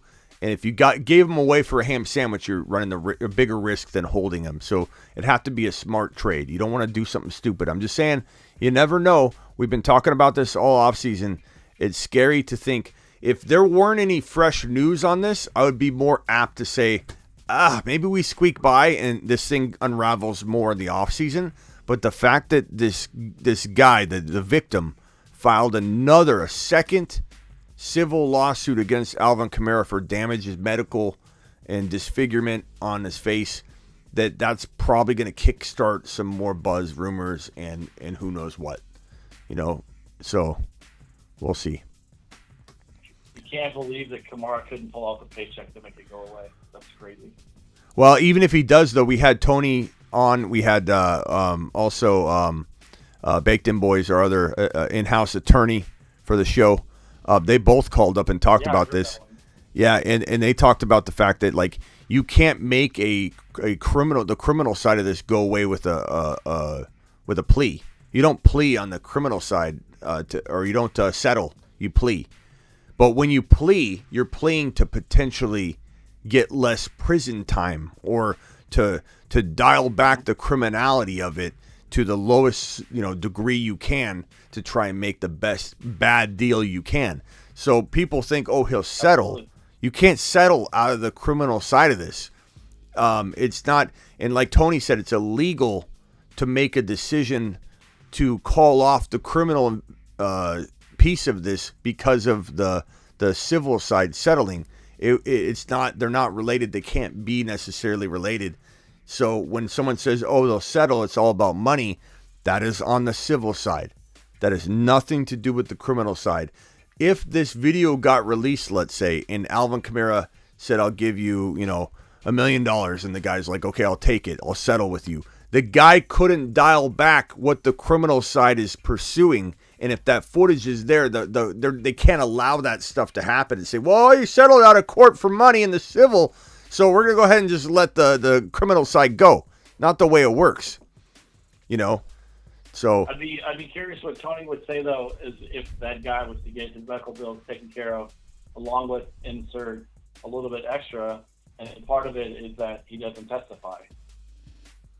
Now he's reached an agreement in the civil side, then he doesn't testify in the criminal side. You don't have a case. Yeah, it does present different arguments to be like, okay, if the criminal side says it's not worth it to go through with it, spend the resources when we think we're going to get pushback and this is going to get, by a jury trial, it's going to come back as a not guilty. That's wasting our time. Just like the Deshaun Watson. There's enough evidence to prove Deshaun Watson did a lot of the things that was accused of him. And this information was in law enforcement's hands, but the law enforcement, the DA, taking that information, made a determination that there were too many ways that this thing could go south for the DA. So therefore, they didn't bring charges against Deshaun Watson from the criminal perspective. And people thought, it's because he's 100% innocent from the criminal perspective. And that's not what the police department or the DA concluded. It was more of a judgment call, waste of resources, probably not a whole easy to win outcome, even though there's evidence. So anyway, I appreciate how that law system works. Funny how that works. Yeah. Double A, appreciate you, my guy. All right, Skywalker to the moon. Yep, Skywalker. Later, appreciate you. All right, let me get to these super chats that have been piling up. I'm going to close the phone line down real quick and get to it. Ben says, what are you doing up this late? Well, when am I not up this late, Ben, for football, bro? We're only 2 hours and 43 minutes in to a Saturday night live stream. What are you talking about? Stomp someone out is beyond aggravated assault. Daniel, you said you apologized for swearing. I don't even know what you're talking about. I didn't even realize you swore on the channel. I hung up on you on accident. I didn't mean to hang up at the end of the call. I didn't hear you still talking until I hit the button. I heard this video was so bad that the NFL will not be able to avoid it. That's what we're talking about, Daniel. And I think it's hold on, Ron Navy's calling in. Ron, try one more time. I just missed clicking the button. Try one more time, Ron. I wish I started watching Smitty before this year's draft. Would have been killing it. Thank you, Nathan. I appreciate you. I'm glad you're here now. And, I miss stuff too, bro. I don't claim to be perfect. I'm glad you guys are enjoying a lot of the bold predictions that have been landing on the show, despite some of the injuries like Javante and things that hit home really hard. There's always going to be pros and cons and lands and misses, and we do what we can. 474 of you in here, 249 thumbs up. Punch the thumb up button. Ron Navy, dial back in. I missed your call just barely. There he is. I only get like 3 rings on this bad boy. Ron Navy. Hey, what's going on? What's up? Hey, well, to start everything out, you need to welcome X Factor and Rod Shaft. You totally missed them. They're new members. Oh, okay. Hold on. Let me get to that here. Ow! I just hit my knee. It was way back. Okay, who are they? The X Factor and who? Rod Shaft. Rod Shaft. Yep. Okay. I'm going to stand up for Rod Shaft and X Factor. There you go. All right. Okay. What do you think about that Kamara stuff? That's pretty crazy. Look, I trust Double A. He's got a lot of knowledge. You can even tell just by listening to him for 5 seconds. He knows exactly what he's talking about. But like that's crazy that he knows someone that's seen the footage, and he said the footage was so bad that it's like, it's not a matter of like, is he in the NFL anymore? It's is he in jail? Yeah, I've said all along. I mean, I had Kamara on my team and I traded him away. You didn't like the trade, but it's just principle for me. I mean, the guy could have killed the guy, and I don't want somebody like that on my team. I don't care how good they are. Yeah. Hang tight on the super chats, guys. I do know that there's some piled up. Sick nasty. I see you, my guy. I'm clearly in the middle of this. I'm getting to it next, my guy. Just wait, please. So, I mean, what would you? Let's say you have Kamara. What are you looking to do? Like on this news, which is not news. It's us speculating and coming up with reasons to get deep into something that maybe is all spec, and we're not even gonna be right on this. But I think it's like, if I'm going after a Walker, I'd take Walker all day long. Not to mention Kamara's underplaying. Not to mention Kamara's not looking like. I mean, Kamara wasn't a guy I mean, I had videos on avoiding him on draft day. So like, clearly I feel.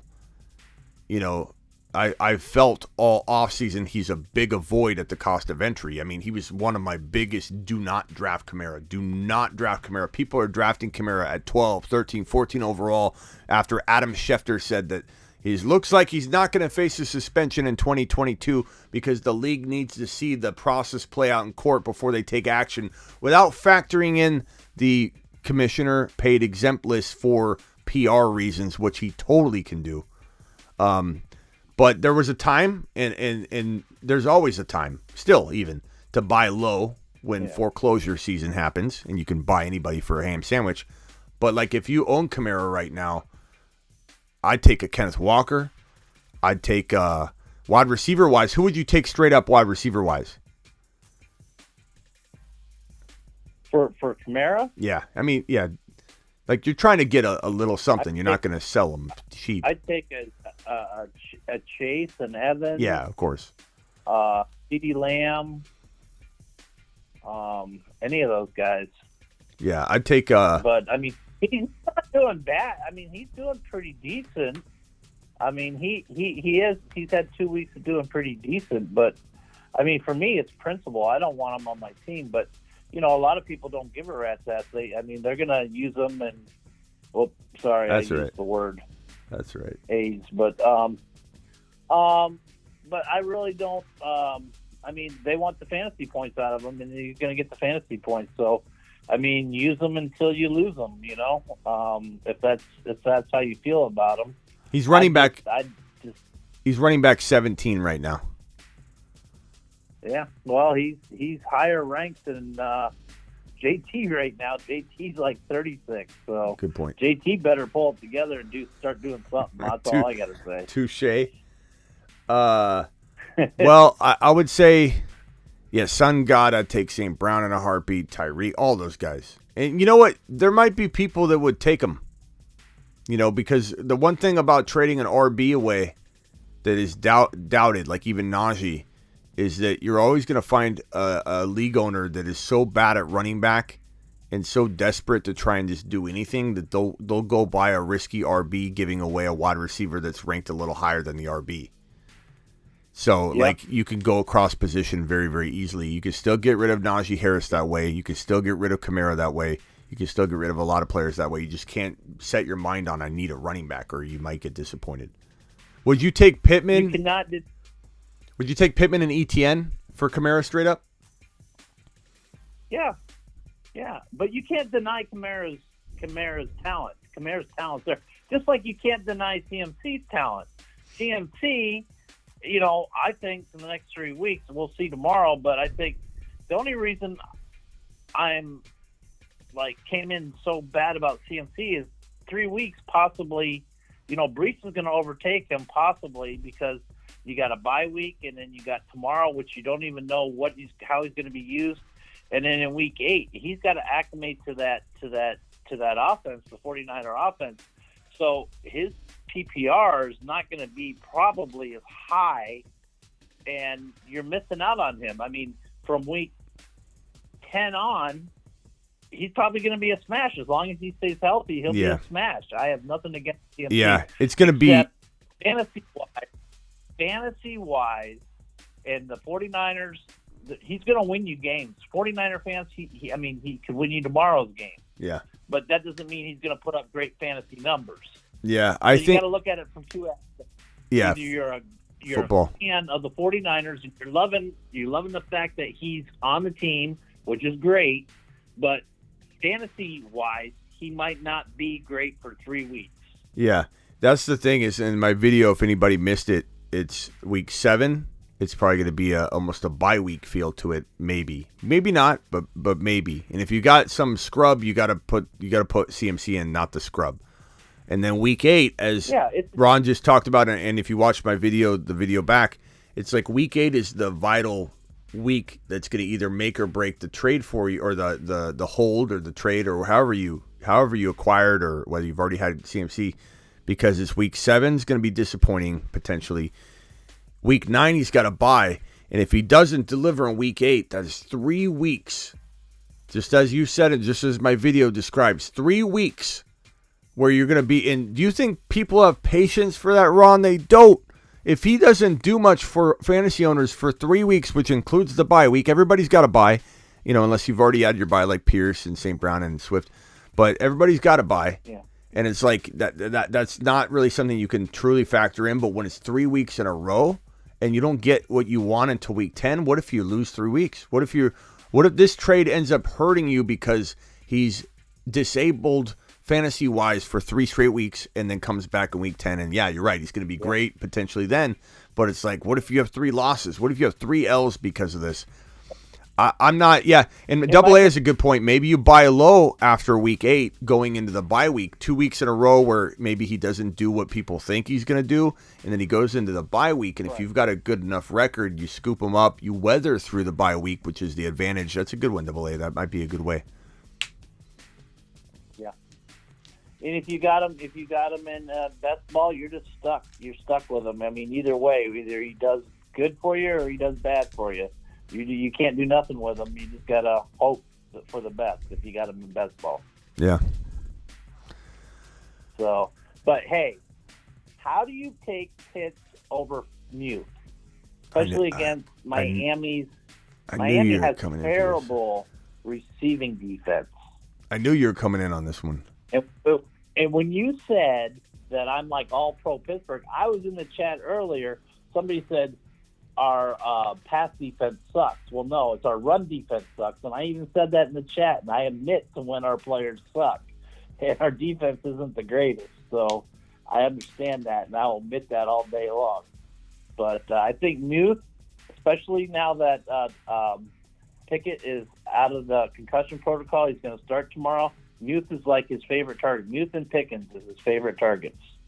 Yeah. So, I like him. I don't hate Muth, but I mean, like, I don't think it's crazy to take Pitts or Muth over Pitts. I mean, like Muth has had hasn't done anything yet. Well, Pitts had he had 3 receptions and a touchdown He had one little touchdown. That's it. Yeah. No yardage. I mean, him and Muth have the same amount of touchdowns on the year, so. Well, Muth has more. I think Muth has a lot more yardage. Yeah, but I'm just saying. I don't know. It's arguable, and I guess we're 6 weeks in, heading into week number 7. I think drawing complete conclusions about Pitts or Muth or anybody is tough. But I knew you were coming in for that one. Yeah. I knew that was gonna. I waited patiently, and I waited. I knew you needed to get those phone calls in, and I waited patiently until after you were done. And I didn't want to, bother all that stuff. So I just waited. And the thing with Swift, I always loved his talent, and I hate being right on Swift as far as being injury prone. But if you have, and I've said this, as long as you have Williams, you can hold on to Swift. Yeah, because Swift is going to get in there, going to get some great games. It's just how many, and hopefully he can stay healthy. If you don't have Williams as a backup, then trade him for a lot better player. You can get great trade value out of him and get some players that aren't so banged up. Yeah, the other thing too is I think people need to understand is that if you have 5 wins or more, or even if you're 4-2, if you got 4 wins, or especially if you have 5 wins or more, you don't even care. Like, it doesn't even matter. Swift could be out another game. If you have if you're 5-2 at the end of this week, and you go into, let's say, another game with Swift being out, you're fine. So it just depends on what your team looks like. If you've got a 3-3 record right now, and you got Swift out yet another week, you're screaming, from the roof, just upset. And I get it, and it makes sense. But if you have 4 or 5 wins, once he gets back, you're gonna be fine. Even if you don't have Jamal, you'll be fine. Don't go trading him if you've got 4 or 5 wins. But if you've got 3 wins or less, if you got 3, if you got three wins or less, who is it, Wolf? You got 3 wins or less, then you trade him for Walker straight up or something. Whoa! Mashed potatoes. All right, Ron, I got to get to these super chats. Anything else? No, and I the only thing is I don't try. I'm not in there trying to correct you or whatever. I'm just trying to help out the best that I can. If you miss something like a super chat or whatever, it's nothing. I'm just trying to help out. That's I didn't take it any other way. About Pittsburgh, had nothing to do with Pittsburgh at all. I didn't take it any other way. Anything. All right, my man. All right, later. Later. Ron Navy, everybody.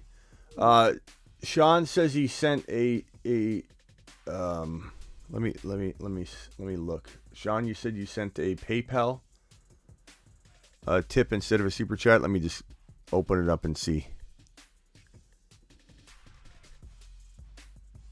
Okay, I think I do see one. So if you let me go and look at your question. Your question is, Sean, what is your question? Sean, here you go. Sean, you did ask one here. You said Mahomes, JT, Adams, Cook, AJ Brown, Swift. Bad bench. How JJ? What does that even mean? Mahomes, JT, Adams, Cook, AJ Brown, Swift. Bad bench, JJ. How JJ? How to get JJ, maybe? I mean, you could trade Adams for him, but Adams has had his bye. I would trade Cook and I don't think I'd trade Cook and Swift for just JJ, but maybe you could get an ETN back or something like that. Sean, is that what you're asking me? I'm not sure if that's what you're asking me, but Sean, I appreciate your super chat. Please follow up if you had another question, but that wasn't real clear as to what to do there. But I appreciate you, and I'd like to help you if I could get clarification. I'll search for a message from you in a minute if you want to clarify. Full PPR: Godwin, Mike Williams, Kenneth Walker, flex, and a wide receiver. So I would go Kenneth Walker for sure as the flex. And the wide receiver, I would probably go Godwin. Even though I still like Mike Williams a little bit this week, I'm not benching him. Certainly not benching him unless you have that scenario. My first week with JT playing since the buy low. Nice star. Good luck. JT should ball out. I'm trying to get Smitty to see my super chat. Again, I look for it. I'll see if maybe you super chatted again, but it did. Whatever you were doing didn't go through, so I don't even have a question. Sick Nasty, half PPR, Brandon Cooks or Wan'Dale Robinson. Flex, sad, I know. Probably, let's see. Let me look up Cooks real quick. What has Cooks been doing? I don't even, off the top of my head, I can't even tell you I know what Cooks did the last 2 games, really. I mean, I have an idea, but I don't, I can't even remember, the exact stats. I know he had a touchdown in one of the games. Yeah, he had a touchdown in week number 5. No, 4. Week number 4. He had a bye in week 6. That's why I didn't remember what he did. Week number 5, he had a touchdown. So, yeah. 57 yards, 20 yards. He's got one game of over 57 yards. One game over 57 yards. That was an 82-yard game in week 1. He's got 1 TD. But the targets aren't bad, 7, 10, 12 in the first 2 weeks. I'd probably say, fresh off the bye, give me B. Cooks. But, I mean, you could go either direction. Wan'Dale's got to do a little more before I start believing him over a B. Cooks who's getting some massive targets. So, I'd probably say give me B. Cooks, but you're not crazy. Daniel with a $10 hauler. $10 haulers, all of them they all get moonshots. To the moon. To the moon, Daniel. To the moon. I appreciate your call, by the way. Smitty, if I swore, I apologize. Again, I didn't even hear that you swore. And if anybody thinks I'm worried about swearing, I'm not. I swear all the time. It's more about just the monetization. If you start dropping bombs on it, then I don't want this video to not be qualified for monetization. Smitty, I prefer professional. I don't care if you're professional or not. It's not about that. Just an innate reaction still. You're the best. Thanks, Smitty, to the moon. Don't even worry about it, Daniel. I didn't even know what happened. You're throwing yourself under the bus. Appreciate you with a super chat. Ty says, should I trade Josh Jacobs for Kamara and Waddle? Wow. I mean, after all you heard about Kamara, and the way I feel, I'm still taking Kamara and Waddle, and I'm running away. Even with Kamara's risk, that we don't even know if it's real risk. Jacobs for Kamara and Waddle. Got him. That's straight fire, bro. You absolutely robbed them.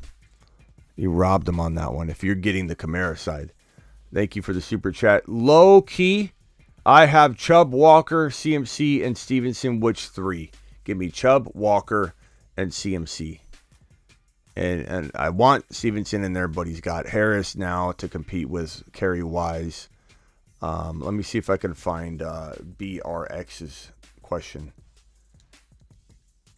And I swear you said you've super chatted before too, bro. And somehow it never goes through. I don't know if I buy this BRX, but I'm going to help you anyway. 500 people in here still. This live has been 500 people strong for 3 hours now. 3 hours and 2 minutes. Appreciate all of you. Let's go, mashed potatoes! 500 strong for over 3 hours. You guys are animals. It's literally 4 a.m. Eastern. Burrow, Eckler, Hall. Why are we screaming, BRX? We're screaming. We're using question marks all over the place. There's no super chat to be found. You're saying I missed your super chat. I don't see it anywhere. It's not here. Burrow, Eckler, Hall, Evans, St. Brown, and Njoku, Kenneth Walker, bench Pierce, Judy, London, Harris, Schultz. I'm starting the right lineup because it's hard for me to bench Pierce. Eckler, Hall, Mike Evans, St. Brown, and Njoku, Kenneth Walker. I mean, you're benching either Kenneth Walker or Pierce, I love both of them, and I can't tell you to bench one of those guys. I just can't. I can't even muster up the words. I don't want it on record that I'm saying bench Pierce or bench Walker. I'm not saying it. You're not getting me saying it. I'm not doing it, BRX. You should have made a trade. And you have depth though. So with the bye weeks coming, it's going to be fine. I don't think you have to force anything, but It's tough for me to give you an answer on that. I love Kenneth Walker, man. I love Pierce. I love both of them. I lean Walker over Pierce barely, but I'm finding a way to start both of them. That's just the way I'm rolling. But that's you have a great team, you have good depth. Don't fret. You're not making the wrong decision. We're going to go until Smitty has to go live again on IG. Oh God, no. I gotta end it at some point and get some sleep. Ryan with a super chat. Ryan, appreciate you, my guy. Dropping a $10 hauler. To the moon. What is here? What's going on here? Mel says, I'm disgusted with the mere accusations, so I did not draft him. I believe in character, and I don't have Deshaun Watson either, and never drafted Ben Roethlisberger. I can appreciate that. $10 hauler from Ryan. Dynasty, Kyler, CMC, Saquon. That's really good. CMC, Saquon, I like it. Kyler's disappointing, but I still think he could do well fantasy-wise. Go forward. D. Hopkins, Tyreek Hill, A.J. Brown, ETN, very good. Miles Sanders with Dotson. I'd trade Miles Sanders while the value's like freaking high. It's like really, really high. And it's not that he can't continue, but why not take advantage of it? Why not trade? And I love ETN. I don't know if you can start, like if your lineups are so big that you start CMC, Saquon, Hopkins, Tyreek, AJ Brown, and then you got 2 flex spots or something, and then ETN and Miles Sanders fit perfectly in there. But if you can only start ETN, let's say in the flex, and Sanders is on the bench, well then I trade Sanders and Hopkins for one better player. And you think Adams, bye week already out of the way. Breece Hall, fantastic addition to the squad.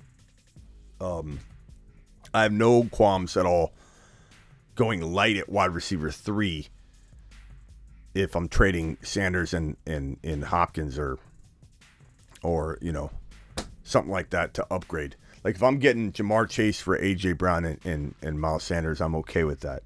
If I'm getting, you know, JJ or Kupp, I'm totally fine going lighter at wide receiver 3 if you're starting 3 wide receivers. But Hopkins and Sanders is probably the best package to send out, and just go straight down the list. Go, shoot as high as you can and start working your way down.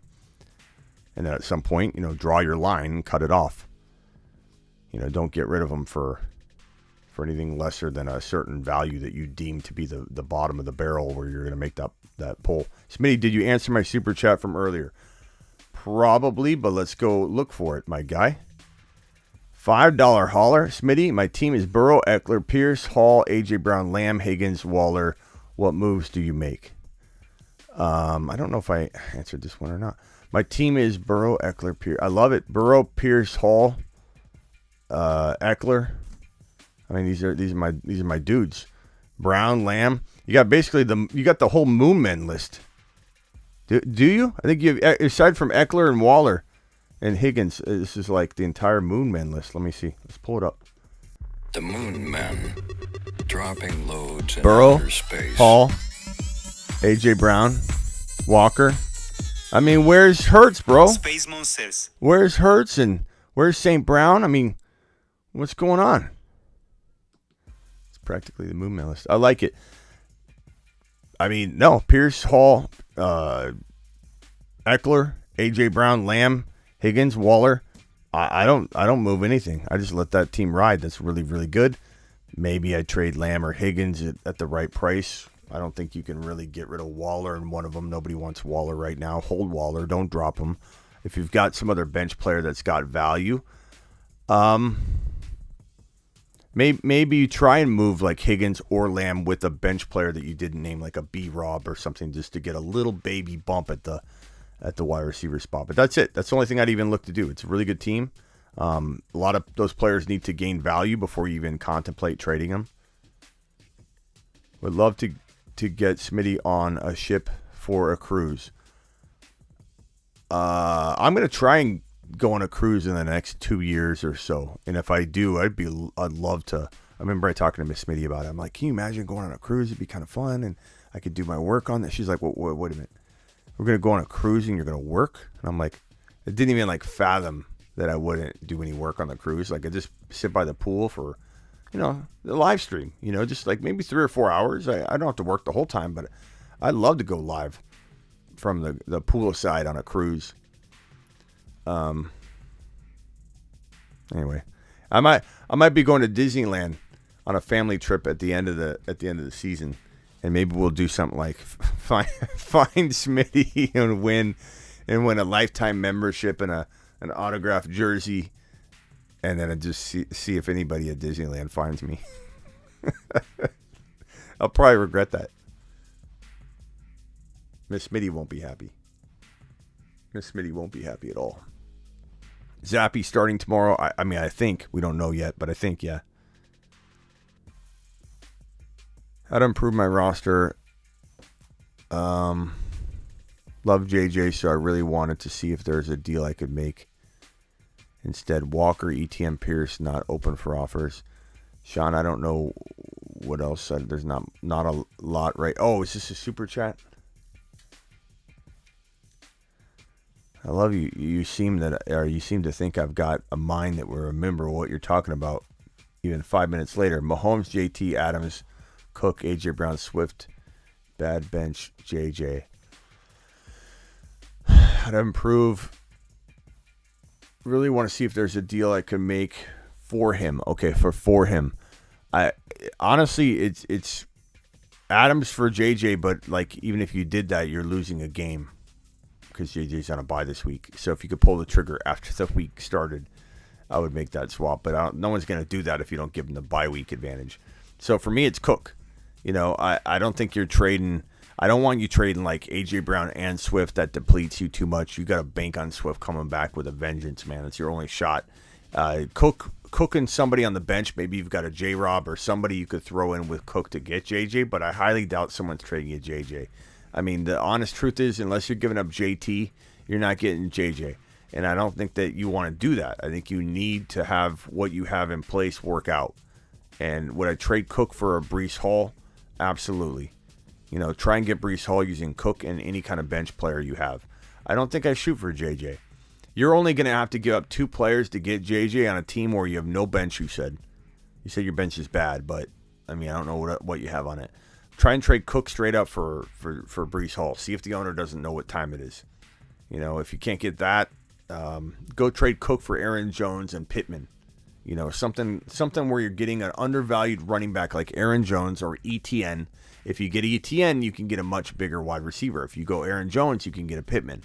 You can get a Gabe Davis with Aaron Jones for Dalvin Cook.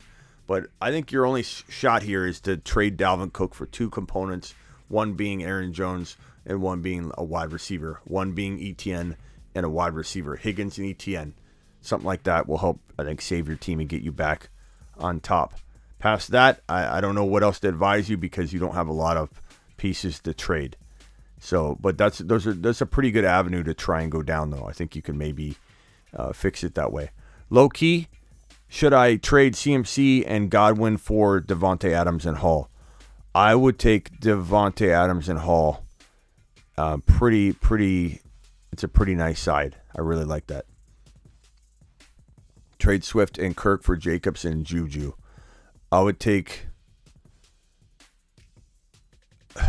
if you can weather through it, I would want Swift, the Swift side. And I know right now that's hard to imagine for some people, but it depends on what your team looks like. If your team can weather through one more week without Swift, the Swift and Kirk side, I think will outscore Jacobs and Juju go forward once Swift's back. So if you can afford to wait, I wait. Kyler CMC, I think I got to this question. Thank you, Ryan, again for your super chat.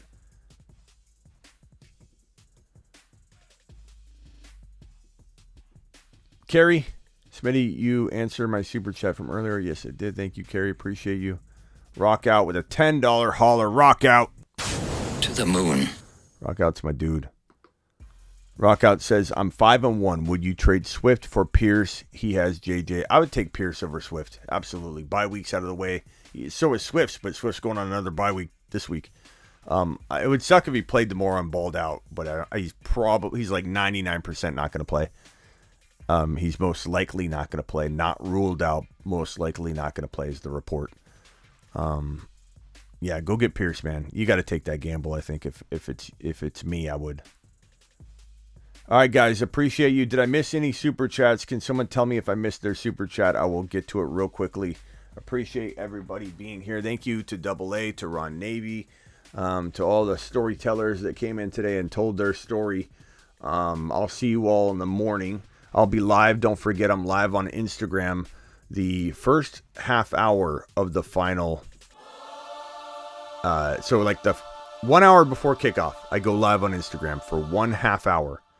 And then the second half hour of that final hour of before the morning games kick off, the first set of games, I go live on YouTube. So I'll be here 30 minutes before kickoff of the early games, answering only YouTube exclusive member questions. The people with the green names in the chat right now. How do you become one? All you do is hit that link that's pinned in the live chat, or the link that says YouTube exclusive membership in the description if you're watching the replay. Hit that link, sign up for the $1.99 a month plan. It's nothing. And then I'll answer your questions on Sunday mornings during that half-hour stretch. And again, a little warning. Please don't post or paste your question in over and over and over and over and over, because I literally answer every single question down the line. And if you paste it, you're just making a big mess. And I'll start skipping people that don't have a little bit of patience. I might miss your question. You can paste it in again.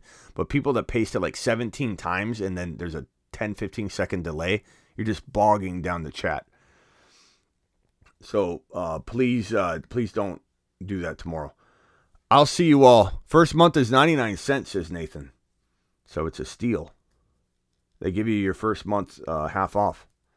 But it's $1.99. It helps support the channel. You get all the amazing emojis like the ones I'm going to drop right now. These emojis are only available to people that have this. We got the cigar smoking burro, the moon, the avatar, the Brees Hall, the Kenneth Walker, all these amazing emojis that I just dropped right there. We've got a whole line of them. We got the new Josh Allen, your trade offer sucks, Jalen Hurts, Justin Jefferson, veto trade, got him. And then the Kenneth Walker. These are all relatively new emojis that we've got. Anyway, I'm out of here. Did I miss any super chats? Anybody? Bueller. Final call. If I did, please leave a question mark emoji in the live chat, or in the chat. Leave a question mark emoji in your question in the comments after. I'll try and answer every comment tonight that gets left before like an hour's time from now. So if I didn't get to you, please ask me a question within 1 hour. I usually get back to 90% of everybody that asks a question within the first 24 hours. But because these are start bench related and I won't be available in the morning to answer comments on the YouTube channel, please ask me a question right now in the comments, not in the live chat, in the comments, and I will answer if you ask me within an hour. So I'll see you all later. One super chat from Trone. Trone says ETN, Damian Harris, Gordon, Wandell at flex. Give me ETN all day long. ETN's been my go-to answer pretty much the whole day when we're talking about players at that level. So give me ETN. I like ETN. Monday through Friday, 7 p.m. Eastern, live on the show. Ron Navy says, Smitty Show, Graveyard. Attaboy, Ron. Do we have the graveyard? Do I have the graveyard button in here? Where's my graveyard button? I think I have it somewhere. I don't know where it went. Graveyard.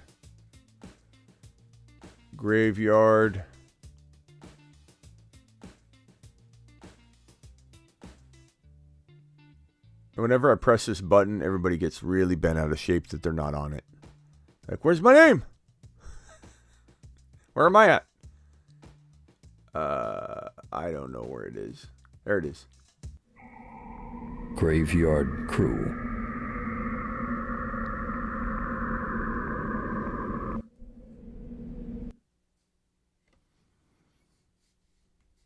All right, guys. I'm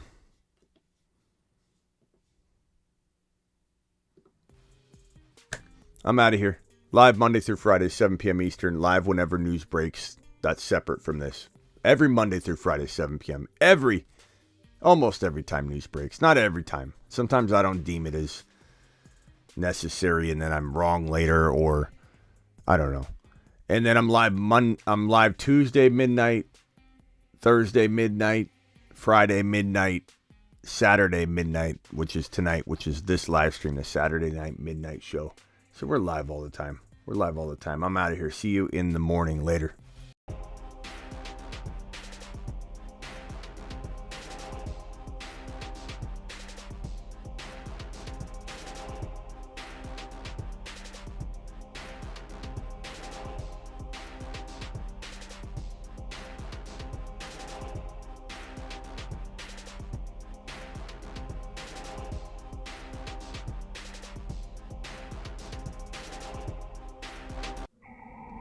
Graveyard Crew.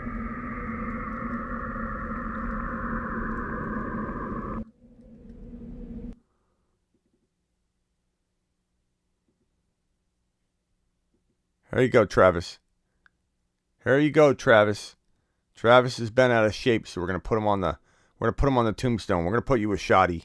You and Shoddy are bunkmates. Okay? You, Shoddy, and Ron Navy are all bunkmates. Shoddy's in the middle.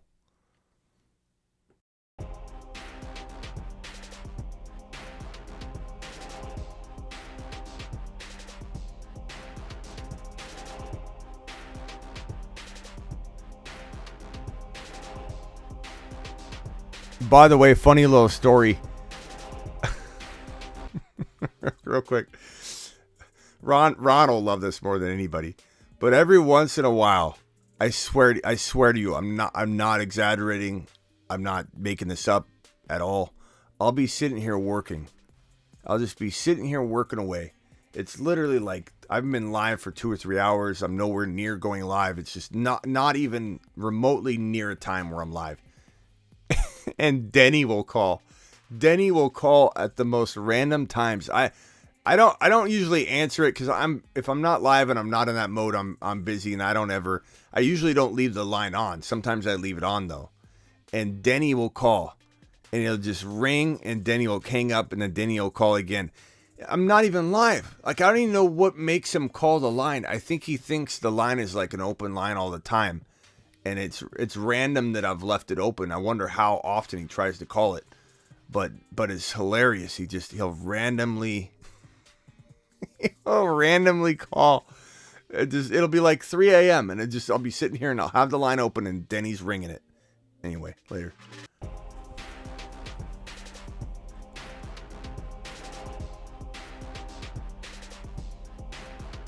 Andrew just became a member. Andrew, appreciate you becoming a YouTube exclusive member, my dog. I'll see you all in the morning. Denny to the moon. Yeah, Denny's probably left me a grip of voice messages I've never checked. Maybe I'll go through there someday. Later, everybody. See you tomorrow.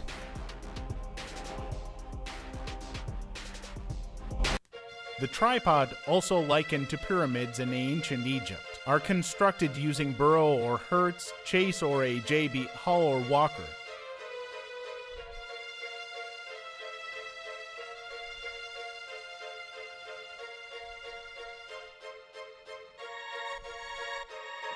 Get breached. Get breached. Woo! You know,